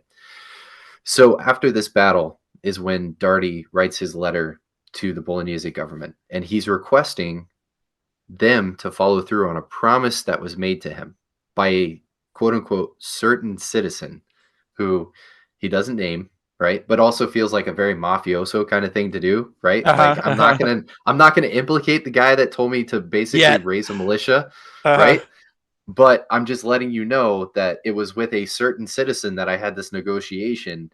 And then in the response letter, the guy that he's the two who end up taking up this case in the civic council, one of the guys' name is Ludovico Caccialupi, which is a badass name. It means wolf hunter, right? It's a cool name. I think I saw that. Yeah, one of your things recently. And then, and then Simone Manfredi, right? And so these two guys take up this case, and basically what they do is they say, yeah, so we asked around, and we talked to that certain citizen, and you're right, and we're going to give you this grant, and we're going to pay you what is the equivalent of, a living wage on top of whatever you make for fencing to lower your rates as a fencing And master. this is the famous document where he breaks down how much it is to How teach much? longsword Yeah. versus the rapier. Yes. Yeah. Yeah. Yeah, yeah. Exactly. That's why Right. it's real important for HEMA world because it Right. tells us kind of like which is harder to teach. How long should it Exactly. be to learn these different things? Yeah. So keep going. I'm sorry. Right. So it's a great document. It's been broken down in that perspective, but it hasn't been looked at from the historical perspective, which is what I'm trying to do because, again, I'm trying to link Darty to the Bentivoglio family. Right. Now, here's the thing. What they say in that document is also that what he's doing is not just for the betterment of the individuals who take his classes, they're also for the protection or for the self-protection of the people who are taking his classes, but they're also for the self-protection of the state. Right? That's such a profound statement. And it's so important because it shows that what Darty was doing wasn't just for like, you know, teaching fencing so that way these guys could go out and fight duels. It was also because that would put them in a militia company. And we just saw the success of this militia company. Like literally this letter that he gets a response to and starts having this dialogue with the Bolognese government. Obviously the conversation had started well before that. And now he's calling in on that promise now that he's delivered on that promise, in my opinion. And he's basically saying, this is what I did. They're saying, yeah, we recognize this is what you did. This is what you deserve.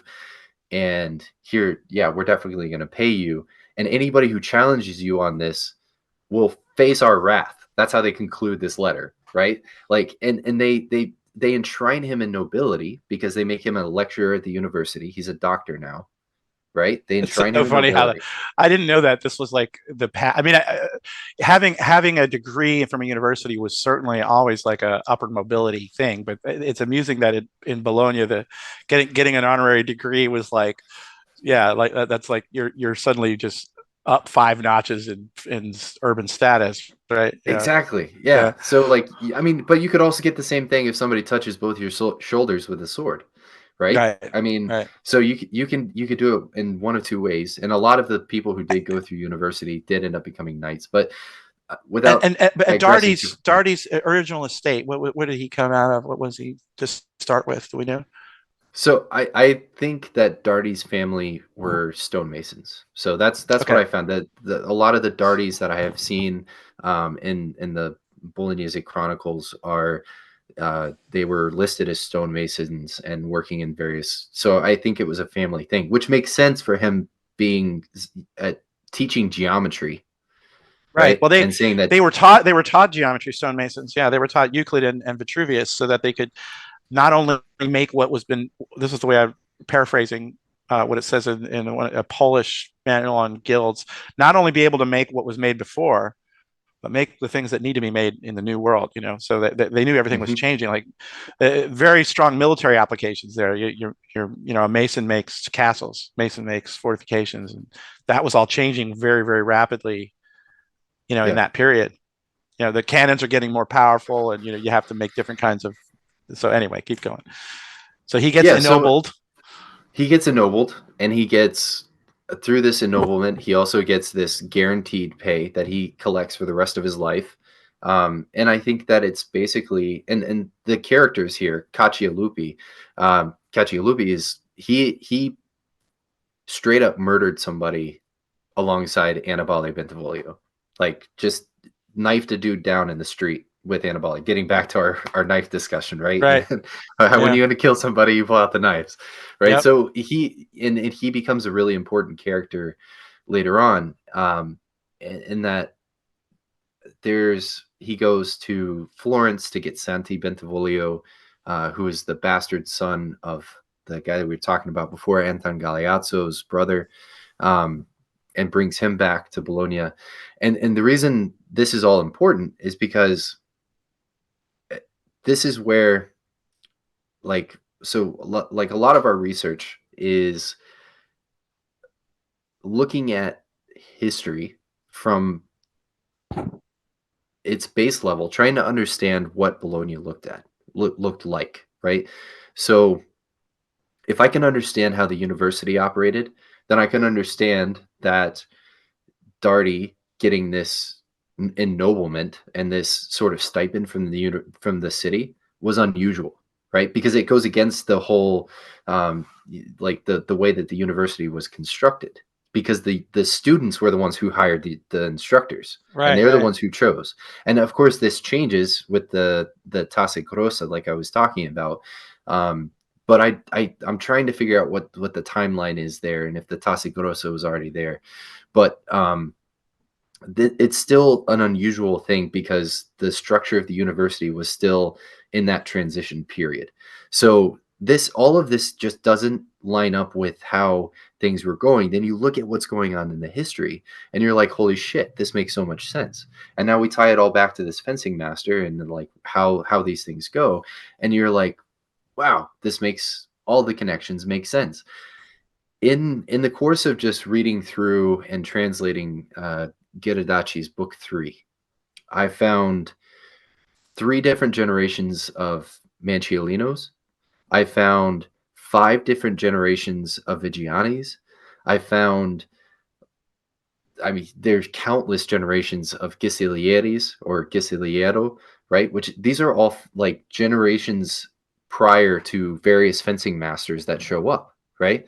So we see this Northern Italian tradition, and people talk about the Northern Italian tradition, and there seems to be this common pedagogical approach. There's these overlaps of what people are teaching and what people are kind of doing. And the question has always been, well, is this just how fencing happened in Northern Italy? And when you look at the history of Bologna, you find out that all of these families were related to, and they were a part of the Bentivoglio faction. And you're like, holy shit!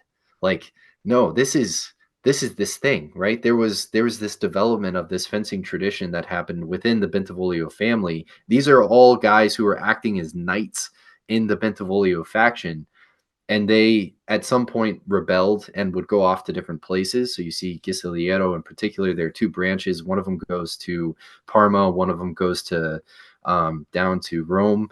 The Vigiani family also rebels.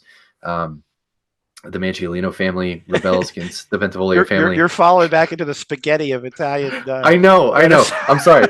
complexity so, again. but here's the deal. Like, so I guess that's a perfect illustration of like how we get so much stuff out, right?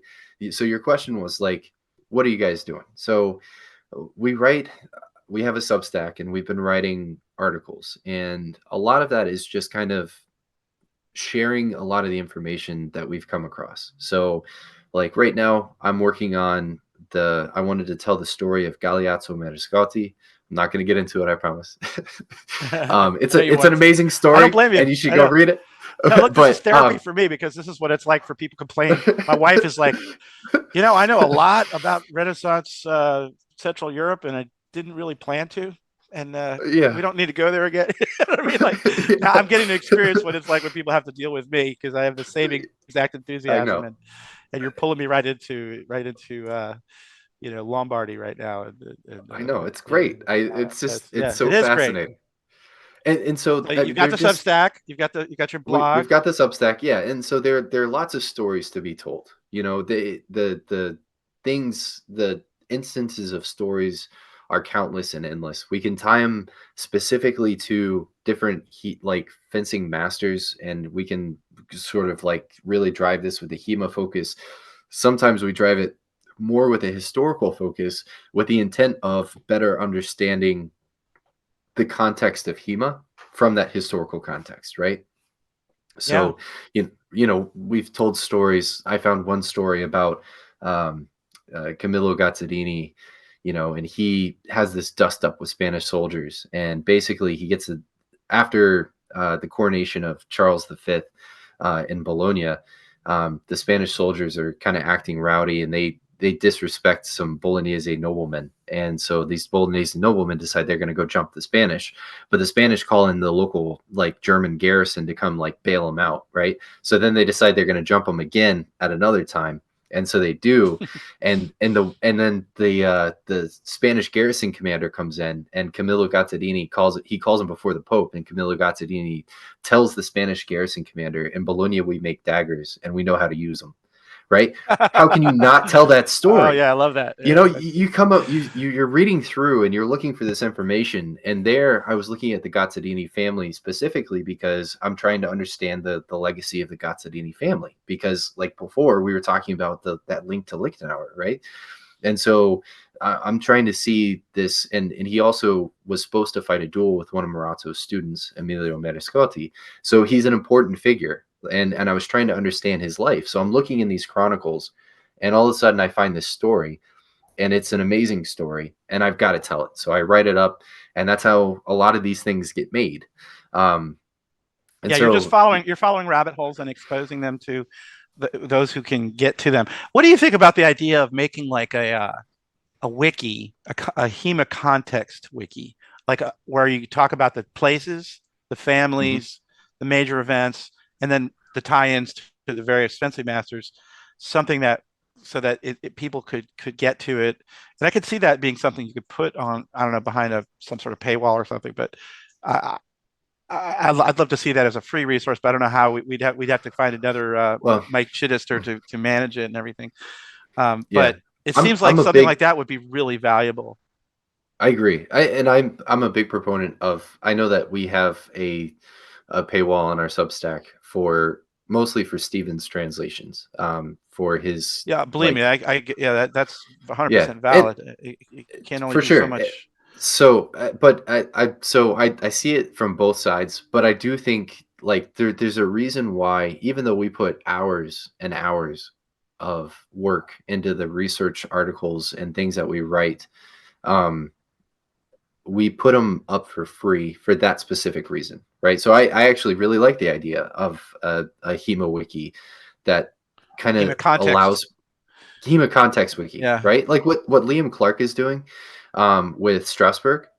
You know, pair that with what Yoeli's doing up in Finland with in well his Nuremberg research, and all of a sudden you've got a shit ton of context. Like Liam Clark is he's been doing this Strasbourg research, and he's basically writing about like it was Brack, I think, is one of the fencing masters.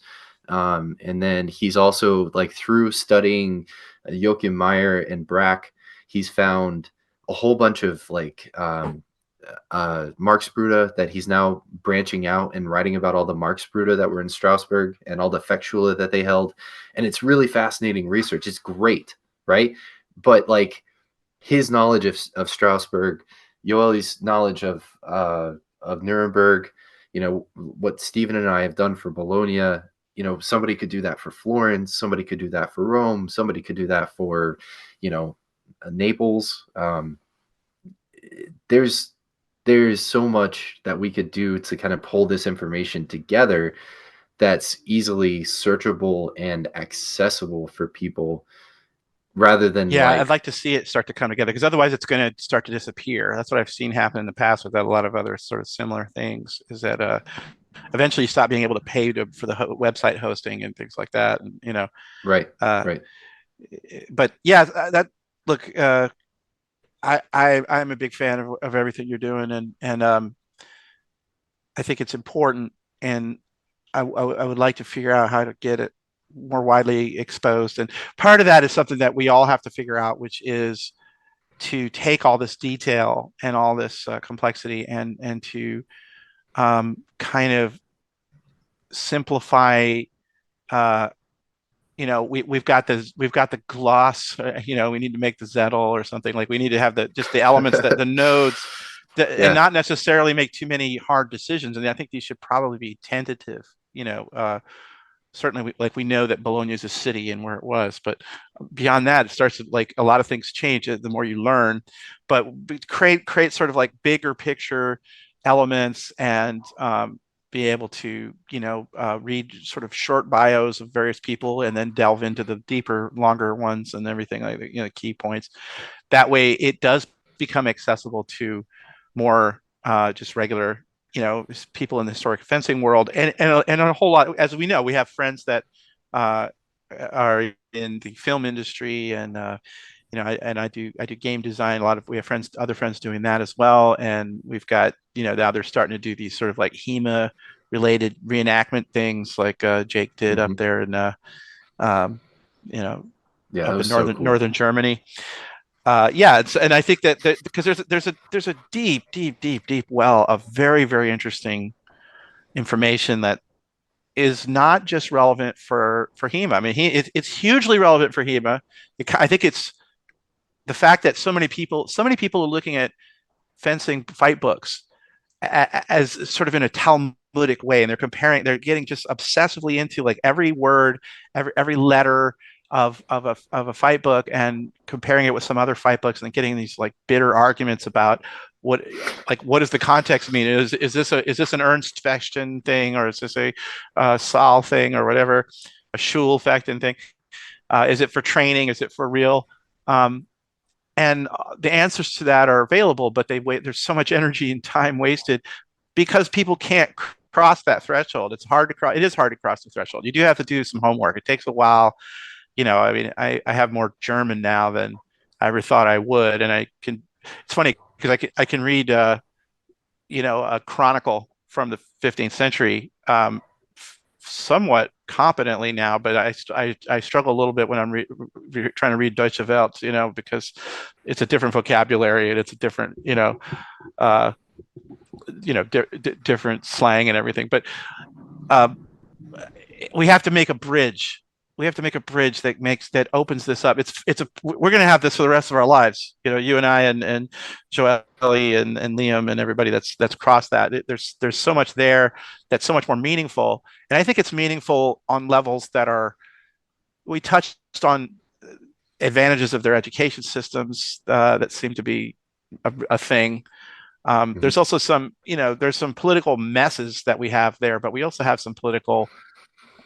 I'm a big fan of the Red Cess, which was like kind of how the German towns used to make compromises, and that is apparently a term that they lost in the 19th century. It's an archaic word. I won't go plunge down into that rabbit hole, but I think I do think there's a lot that. Here's another example. In World War II, in England, they were trying to figure out how to. They were making tanks and airplanes, and one of the problems they had was like to make the armor strong enough, but also not so heavy. Like the more thicker the armor you made, like the plane would fly like a overloaded bus. And they were trying to figure out how to make better armor. Well, they went to the Tower of London and brought down some medieval armor, which was probably made in Nuremberg or in Milan, and they did a bunch of analysis of that to try to figure out how to improve the modern like steel that they were making for airplanes and tanks, and they did.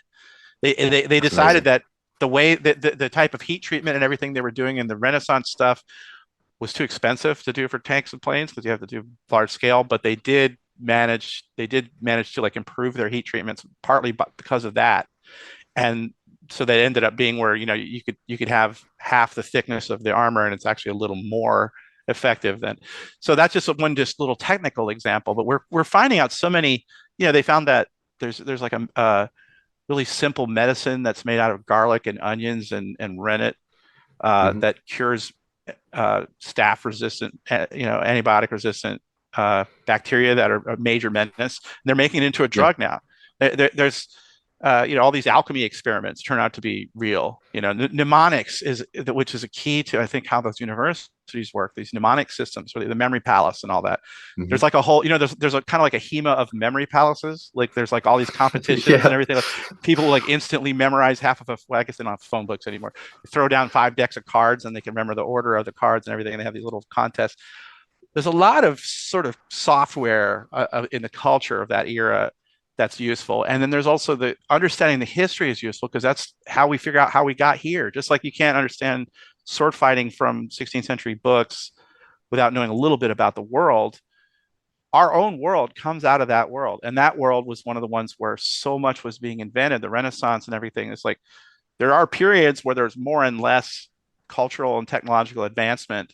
And the Renaissance was one of those golden ages and really before, the Renaissance in Italy goes much earlier than what we usually think. We usually think the Renaissance, Shakespeare and, Queen Elizabeth era in the Tudor England or something, but that's a couple centuries after it really started. Yeah. That period in Italy and to some extent in other parts of Europe is so important and it doesn't really get the credit we give it credit for art, but we don't really give it credit for all kinds of other really important things. Yeah. So I think our mission here is a little more significant than just figuring out fencing. Although, thank God, it's also really good for figuring out fencing. So we can sort of tie that in and like be be part of that, and help figure that out a lot. But I think it's really, I do see some movement in academia a little bit where there is becoming a little more recognition that these people were not stupid, which is a hard thing for a lot of people to get their head around. That's one of the big ones, one of the big stumbling blocks. Yeah. Uh, but you know, I don't know. I think more Renaissance. Everybody needs more Renaissance in their life. Everybody needs more Bologna, more late medieval Bologna in their life. So thank you for Yeah. what you're doing, and to Steve for what Yeah. he's doing too. That's I'd like to do a couple more talks and get into some weeds. I really like that. What was the name of the source that was the guy who was like sort of a confidant of the Council of Ten in Venice, who was like a spy, left like thousands of pages long memoirs of all Oh, these. yeah. Marino Sanudo. That, I mean, man, y'all, we got to raise some money that so y'all can translate that book and put it out I there. don't, I mean, I don't know if there's enough money in the world for Steven to do that. no, he could lead. He could lead a bunch of grad students. Yeah, we could raise money. People raise money for some Well, dumb shit these days, look, man. You yeah, know, if we could get legitimately, if we could get some people who were bilingual that were Venetian, it would be a lot easier. But the there's a lot of Venetian broke dialect, adjunct professors in the world. Is all I'm saying. I don't know about Venice, but sure. Look, I bet you we could do it. I chip in some yeah, money, man. I want to I know that story. That is a I do That's going to too. be. No, it's easily like the least appreciated, most important source of like just Renaissance history, Renaissance martial arts. Like it's mind blowing to me. Like I don't know. Yeah, It's it's just super unbelievable. super important. And let's also not forget, aside from the fact that I remember the wonderful story that you guys told about the siege, and the French were going to try to intercept the money that was coming in, and Oh the yeah, Italians with brought it in they brought a wagon that looked like it had all the money, but actually yeah, the cavalry had it in there. I put that in one of my D&D books. I made a that's awesome. Yeah, I just love that. But let's also not forget, Venice was a republic for like 1,000 years, yeah, and was in a time when every other part of Europe was being run by, let's face it, Idi Amin with a powdered wig. Venice was hmm, still a little bit more, a place that we might want to, be in, rather than the, you know, France of Louis XIV or something like that. exactly. They are an example of how to do democracy in a way. I mean, that it wasn't a perfect democracy, but um, they had more freedom than a lot of the rest of the world did for a really long time. And Switzerland is another really good example of basically a medieval system that lasted a very, very long time. So I think we're struggling with democracy right now. We're trying to keep it stable. We've had it for a couple hundred years, and it's already starting to show some Well, cracks. yeah, and I think that's interesting, right? And that's one of my favorite things about this pursuit of studying history is that like for me in particular, I understand modern politics better now having researched this history than I did before because Absolutely, 100%, man.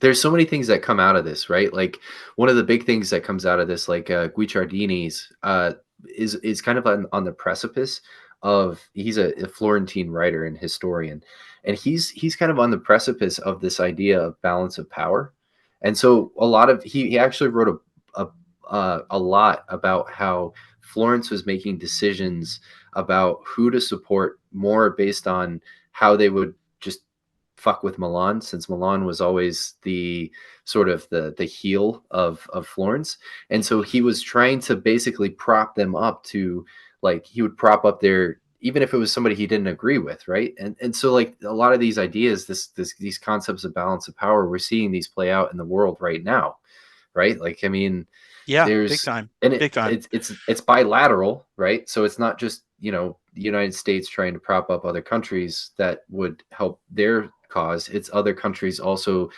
trying to prop up other countries Yeah, against I the United mean States. the And Houthis right now in the Red Sea, right? Like there's yeah, all these proxy wars going on all over the place, and that's the because Renaissance is yeah, full of those, and full exactly. of a And lot of very intelligent analysis of those as a right. phenomenon. Going back to And Machiavelli, right, and that's where like Machiavelli, sometimes Machiavelli to me, especially now that I have this knowledge, reads more like a comedy because it's almost like he's making like writing a satire about you mean in like Il Principe, yeah, in the Prince, yeah, yeah, exactly. I 100% agree because he was a good Republican.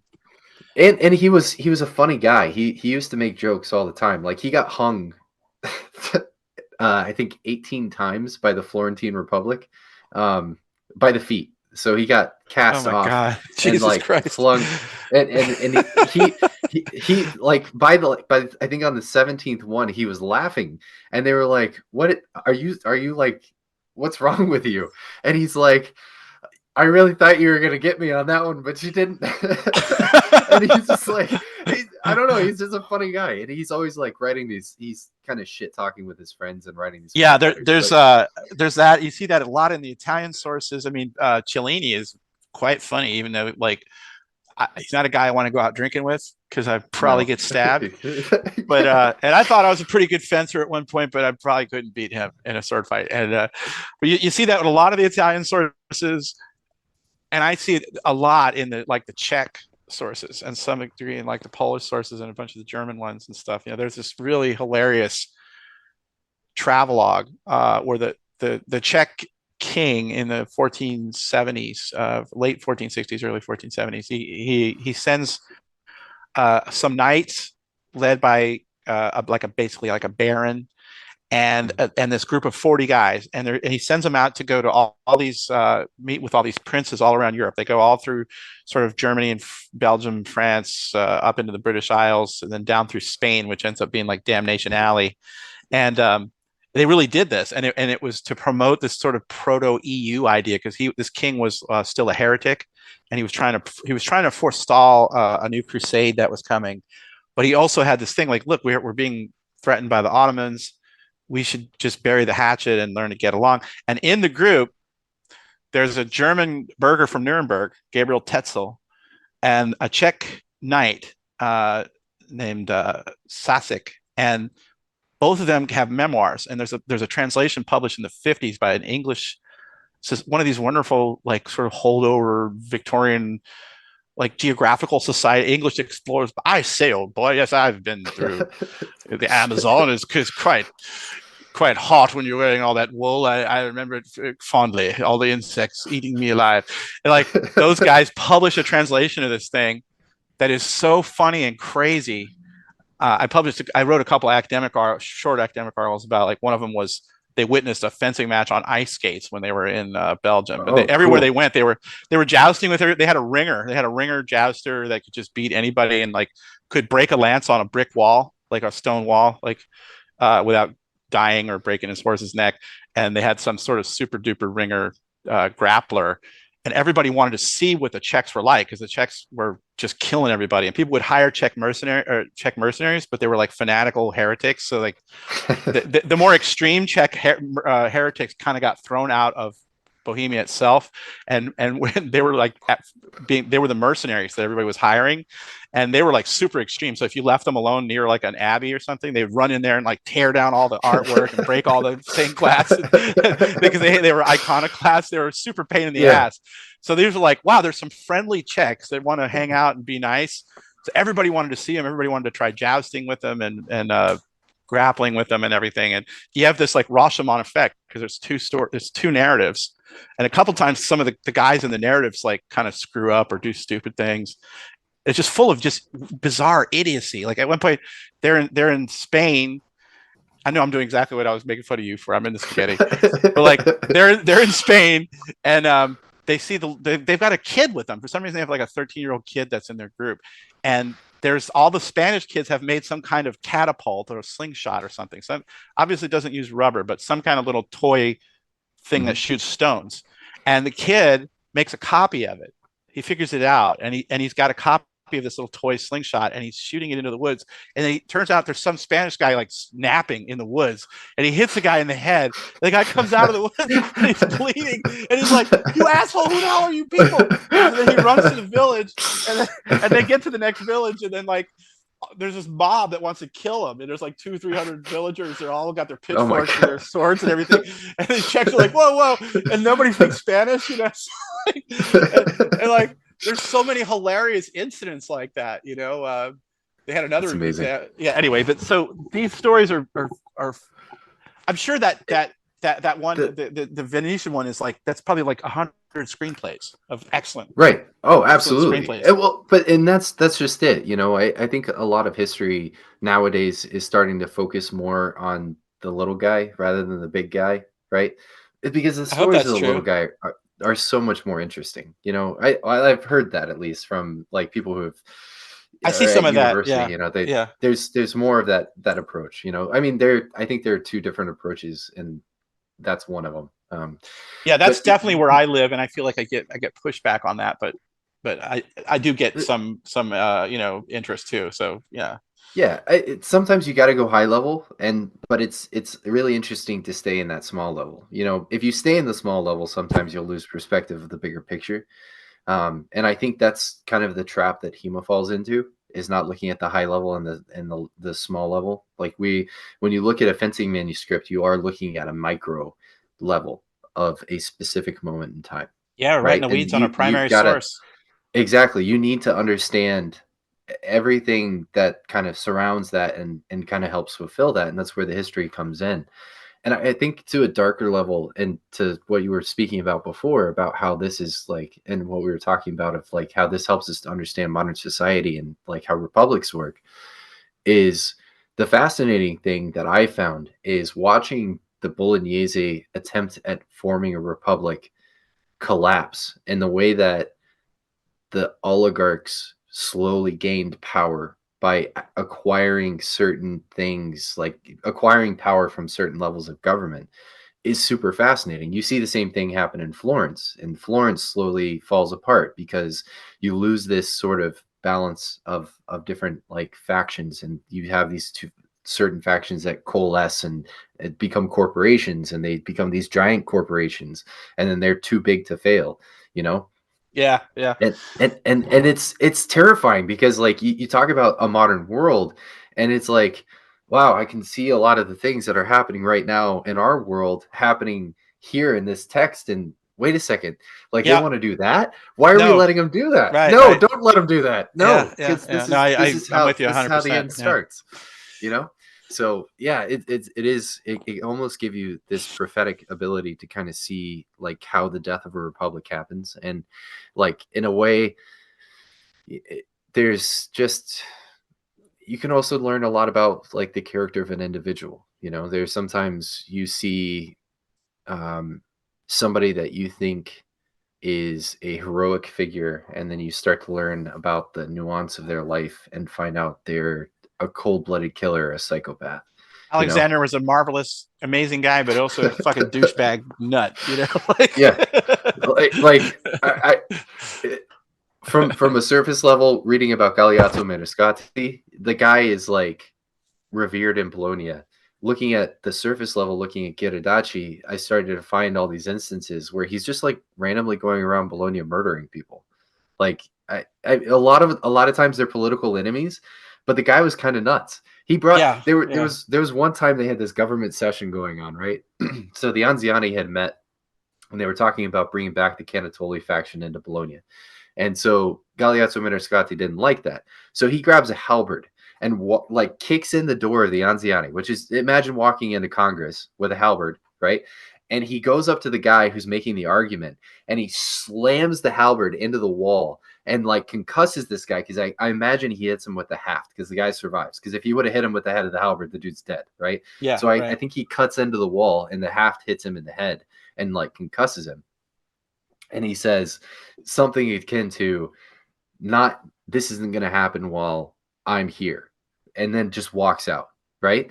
Like the dude is freaking nuts. He's absolutely nuts, but like action movie level awesome right. Yeah, and yeah, nuts at yeah. the same time, That's how I right? felt when I was reading about reading Cellini's memoir, because he's like that, and fun. It'd be fun to watch him, but he's definitely, you can't say, yeah, this is a great, good. I mean, 80% of the fights he gets into, he's got a pretty good excuse. But you also get the Yeah, sense that he's real good at making excuses. And really good. like, Yeah, I'm going to have to rule out like half of those, you know. So yeah, there's a bunch of people he just killed for, and a couple of them he admits, like, yeah, I don't know what was wrong with me. That was like, so yeah, that there's definitely that. I think that's part of the thing in Italy. Italy, there's a little more moderation, I think, in a lot of the German towns, although you still have a lot of these, like, there's constant uprisings, and you still have the same sort of class struggle with the, the artisans versus the oligarchs, the patricians, the rich merchants and stuff. But they had that thing, the recess, so they would chill out, like when the killing gets started, they're like, hold on a minute, usually because there's some evil bishop outside of town or some duke that wants to take over, and will, if they fight too much internally. Like, if you ever go to Mainz in Germany, which is where Gutenberg built the first printing press, um, they had like kind of a civil war that escalated to the point that their yeah, the bishop took diocesan over. feud. Yeah, Yeah, and so when you're in Mainz, if you walk around, it's a wonderful city. It's an old Roman town.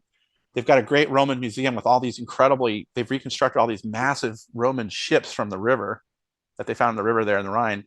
Um, it's an old Roman town, but the medieval town walls are still intact. They've still got the old towers and everything. So it's like this sort of preserved, because it kind of stopped evolving and growing when the bishop took over in the mid 15th century. And then there's like statues of really mean looking bishops like everywhere, some of which are satires, like, yeah. and then there's this amazing, the cathedral itself has a garden that looks like it looks like the in Game of Thrones. They have that one place up Oh where yeah. I think it's in the northern people, where they had this sort of weird trees and stuff. It looks like that. It's like these crazy, beautiful, like red trees. It is sort of lovely, but it's surrounded by crypts and stuff, and there's all these sort of Oh, skeletal figures. You get a sense of like beauty and torture, sort of living face by face, cheek by nice. jowl. I think Renaissance Italy is definitely shines a little brighter, and also the the ruthlessness of their internal struggles was a big part of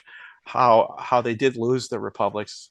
They had them earlier, and they had them for longer in a lot of cases, but that's another lesson for us today, because we see this whole divide and rule thing going on, and like a lot of people fighting over issues that maybe can never be resolved between groups, and without veering into politics. But that's another thing that you see happen a lot, like in the German areas. Like, the bishop would be like, he would pay money to a faction that was kind of opposite of whatever he believed in, just because he could see that it would destabilize.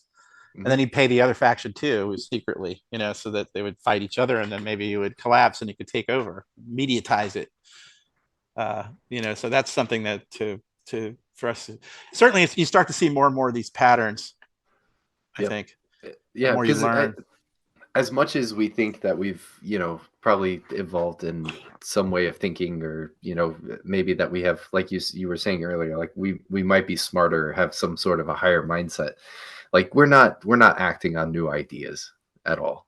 Like No, these and I are don't really think we're age old smarter in a lot ideas. of ways. I think, obviously we've improved some things, and we have smartphones, we have the internet. They didn't have that, dumbasses.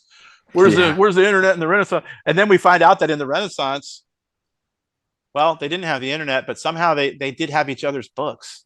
Even in the Right. earlier medieval period, all these fencing masters, they had all the fencing books, like so many of them. Like, how did they? And they did get around, even though you had to ride a horse or walk. You couldn't just get on an airplane. The communication was circulating constantly, and the people were circulating constantly. And it's really more of a matter of degree. And automation was already a thing. One of the Hmm. key factors in the Middle Ages was that I read a French book that's pointed out that a water powered mill could grind the same amount of grain as 50 Roman slaves could. That freed up a lot of labor. And That's amazing. depending on where you were, if you're in France, maybe that the Lord just puts all those extra people to work in the vineyard or something, or in a mine or something like that. But in Bologna or in Nuremberg or Strasbourg, that all those people that don't have to grind grain anymore are now there's gonna be a brewery and a bakery, and they're gonna do all the stuff with the extra grain, right, and then when they Hmm. make the sawmill, you can have a shipwright and a carpenter and a joiner's guild and everything else. That was structural adaptation to the challenge of automation, and they had their disruptive communication technologies like the printing press, which we saw just probably contributed to the religious wars that ultimately killed the Renaissance Yeah, and established the definitely. absolute monarch. And again, we're seeing that, new technology, new communications media, lots of confusion, lots of people getting triggered and trolled and prodded. Well, yeah, you brought up an interesting point. Wait, I don't. All right, why not? All right, so we were having this discussion the other day, right? That somebody had brought up like how late were nights relevant, um, and I put some thought into this and was thinking, and in my opinion, the death of the knight happens in 1509 at the siege of Padua. Because the Kingdom of France, Louis XII, changes the way that the gendarmerie is constructed, right? Right. And basically, what he says is no longer is it going to be composed of lances; it's now going to be composed of a number of lances, or like maybe a handful of lances, and then 1,000 infantry. You are now have to command 1,000 infantry. And all of the knights, if you read Bayard's chronicles, all the knights get super pissed off, and they're like, "What the hell are you doing, Louis?" And then Louis pulls back, and basically is like, "All right, I got to pull my forces back." And then he unleashes Gaston de Foix, because Gaston de Foix kind of like pushes this into Europe and does all sorts of horrible things because he was a horrible person. But um, that's to me is kind of like the death of chivalry, and a lot of that comes from the fact that at the siege of Padua, the knights, the French knights and the German knights, were outperforming their chivalric feats. They would go and they would challenge the Venetians to come out of the walls, so that way they could have a quick passage of arms, and then they would Battlefield ride duels and back. stuff. Yeah, yeah. Exactly, and none of it amounted to anything. And then when Maximilian asked the knights to dismount and actually attack the Codalunga breach alongside the Landsknecht, they said, "Absolutely not. We're not going to march beside those filthy peasants."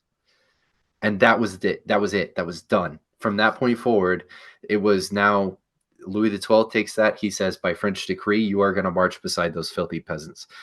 In Germany, Well, we the see English were doing that already back Maximilian. in Agincourt and stuff, right? Yeah, So yeah, and from like the last holdouts of that knightly practice really die in that moment, and because we see both Germany and France respond, and then a lot of the cavalry that we see, we stop seeing a lot of the heavy cavalry because of battlefield changes and stuff like that. But one of the things that I was thinking about, and this is where like I think I got into more of a like because I had known that, but where I really started getting into more of a theoretical mindset and started having a couple of aha moments is I was thinking about like what the Protestant Reformation really represented.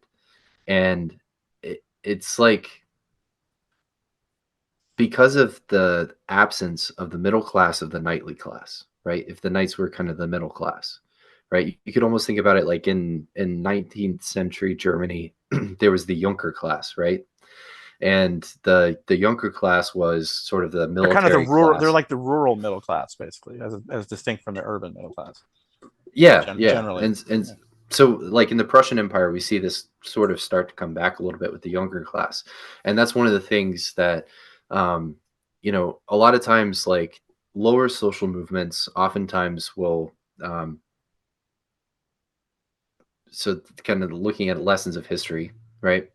One of the things like if you ever read about Otto von Bismarck, one of the things that he did, and the reason he was so successful in uniting Germany, is because he compromised with the socialists, right? His predecessor did not compromise with the socialists. He decided to take a very heavy hand against the socialists in Germany, and it led to the Nazis, right? Because the socialists basically became a military unit unto themselves. They decided the way to kind of compromise the German Empire was to take out the Junker class. And so they did. That's one of the first things that the Nazis did, is they eliminated all the Junker class. So they completely wiped out that middle class, and then the upper classes had nobody to kind of rely on.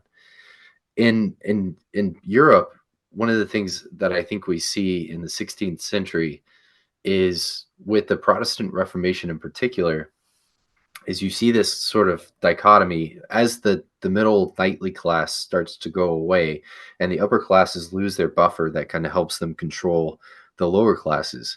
You see a lot of revolutions like the Swabian Declaration of Human Rights, right? In 1525, that leads to the There's a big Swabian outbreak League. of revolutions in the mid 19th century, especially. Yeah, yeah, like in 1848. 1848. Right. Yep, you have the men of the 48, and like most people who have German heritage in the United States are probably related to somebody who came over in 1848. I am. Like my ancestors came over in 1849, right? So they fled Germany. They were in Swabia, and they decided, They should have to stayed in hell with this. Zurich. Stayed a lot safer there. Yeah, I know. They would have been all right. But unfortunately, they had decided to kind of move down into southern Germany, and Well, that that's fell another apart. discussion we could go deep into, because there's a whole lot of angles with the in Prussia, especially with the Teutonic Order and with the sort of nemesis of the towns up there. But Yeah, we're gonna have to. I think we're gonna have to loop this around into the finale here. So, what are yeah. your final So thoughts, my friend? final thoughts is that there's a world that we can explore that helps us understand not just the fencing books that we're just interested in, but the world that we live in right now. And I think that a pursuit of understanding of history, it doesn't have to go as deep as, a lot of our rabbit trails and the subjects that we've kind of touched on today, but even a surface level understanding of the context, being able to look at the macro and the micro, right? If we really see these fencing books as a micro example of what's going on in that moment in time, um, being able to see the macro and the micro and having a fundamental understanding of both will help you better understand fencing. It'll also help you better understand the world that you're living in. Because there are consequences of things that happened in 16th century Germany that resulted in, I look, like, think about uh what's his name, the oh, why did I draw a blank there, the Burgundian Duke, Charles the Bold. Charles the Bold. The death of Charles the Bold literally Huge, is huge, huge it's the event. cause of World War One and World War Two, You right? could argue that, yeah, yeah, Right? I can see I that. mean, Yeah, the collapse of the Burgundian Empire is basically the reason why Alsace and Lorraine were contested territories between France and Germany. funny. Like my people are French, so I grew up hearing about all the awful things that the Germans did throughout the centuries, and all the invasions of France, and every time they, wrecked Paris, and when the Prussian wars and Well, stuff. But like, yeah, then when I did a road trip after Dijon in 2019, my wife and I drove down the Rhine, went right through that what used to be the Burgundian Empire, and we went from Switzerland all the way to Belgium, and I was sort of shocked at so many places that we went to that where you can still see there's like a just wrecked castle or like destroyed urban fort. I was partly wanting to get pictures for one of my books of urban fortifications. There's so many wrecked towns and castles on the German side of the border from Louis the 14th and Napoleon. yeah, Like yeah, yeah. their memory of the whole interchange is not quite what, like, we all in the United States, we all only really think of the 20th century. Like, oh, look, Forget about the the Spanish War of Succession there, the yeah. French surrender monkeys and all that shit. But like, yeah, from the German point of view, France looks kind of scary. Like, and man, Yeah. if you ever go to Strasbourg, in their sort of military history museum there, I went to that just really to look at their medieval stuff. But the section of the 17th century, armies of Louis the 14th is damn impressive. Like, I don't know what he was feeding those guys, but those sabers were like massive, just huge, broad blades. They looked like they weighed, 4 pounds each. I mean, just the cannons and the guns, everything was like scaled up. Like it's like if you ever see Celtic stuff, it's quite small. It looks a little bit fragile. Or, a lot of the ancient Greek stuff. I've seen some of that in the back rooms of Hmm. museums. They had a bunch of that stuff in the Higgins Armory, and it looks a little bit delicate. It doesn't look. Those guys weren't huge guys, but man, yeah, I didn't think. I always usually think of the 17th century as being a little bit, malnourished and whatnot, because in general it kind of was. But he obviously was picking. He had the pick of France, and like his guys. Yep. Uh, that was how their republic ended. The Germans were all fighting the Turks. The Ottomans were invading Vienna, and then Louis XIV just snuck across the Rhine with his entire army and said, "Well, look, you want us to blow you into little powdered bits, or you want to become part of France now?" Yeah. That was the end of Yep. their 600 years of freedom. You know, but they Yeah. still cause trouble. Of course. I Strasbourg is mean, still an amazingly unique voice in the world.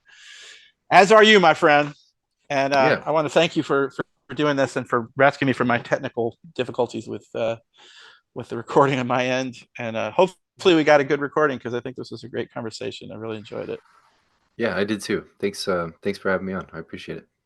And maybe we can do some other follow up ones like this issue about all kinds of things. But I like the subject of when did the nights end, and what are defining what a night is really tricky too. Mm. Something we can explore another time. So Yeah. really Hey, appreciate it, man. anytime you want, I am happy. I will come on and we can go down some rabbit holes. I'd love it. Yeah, I could do like a focused rabbit hole. This will be the challenge. We'll pick a rabbit hole, and Yeah. we'll try to hold it down to like 6 diversions each. Yeah. We can keep a score counter on the screen. Yeah, that's a good idea. Yeah. All right, man. Oh, Cheers. see you later. All right.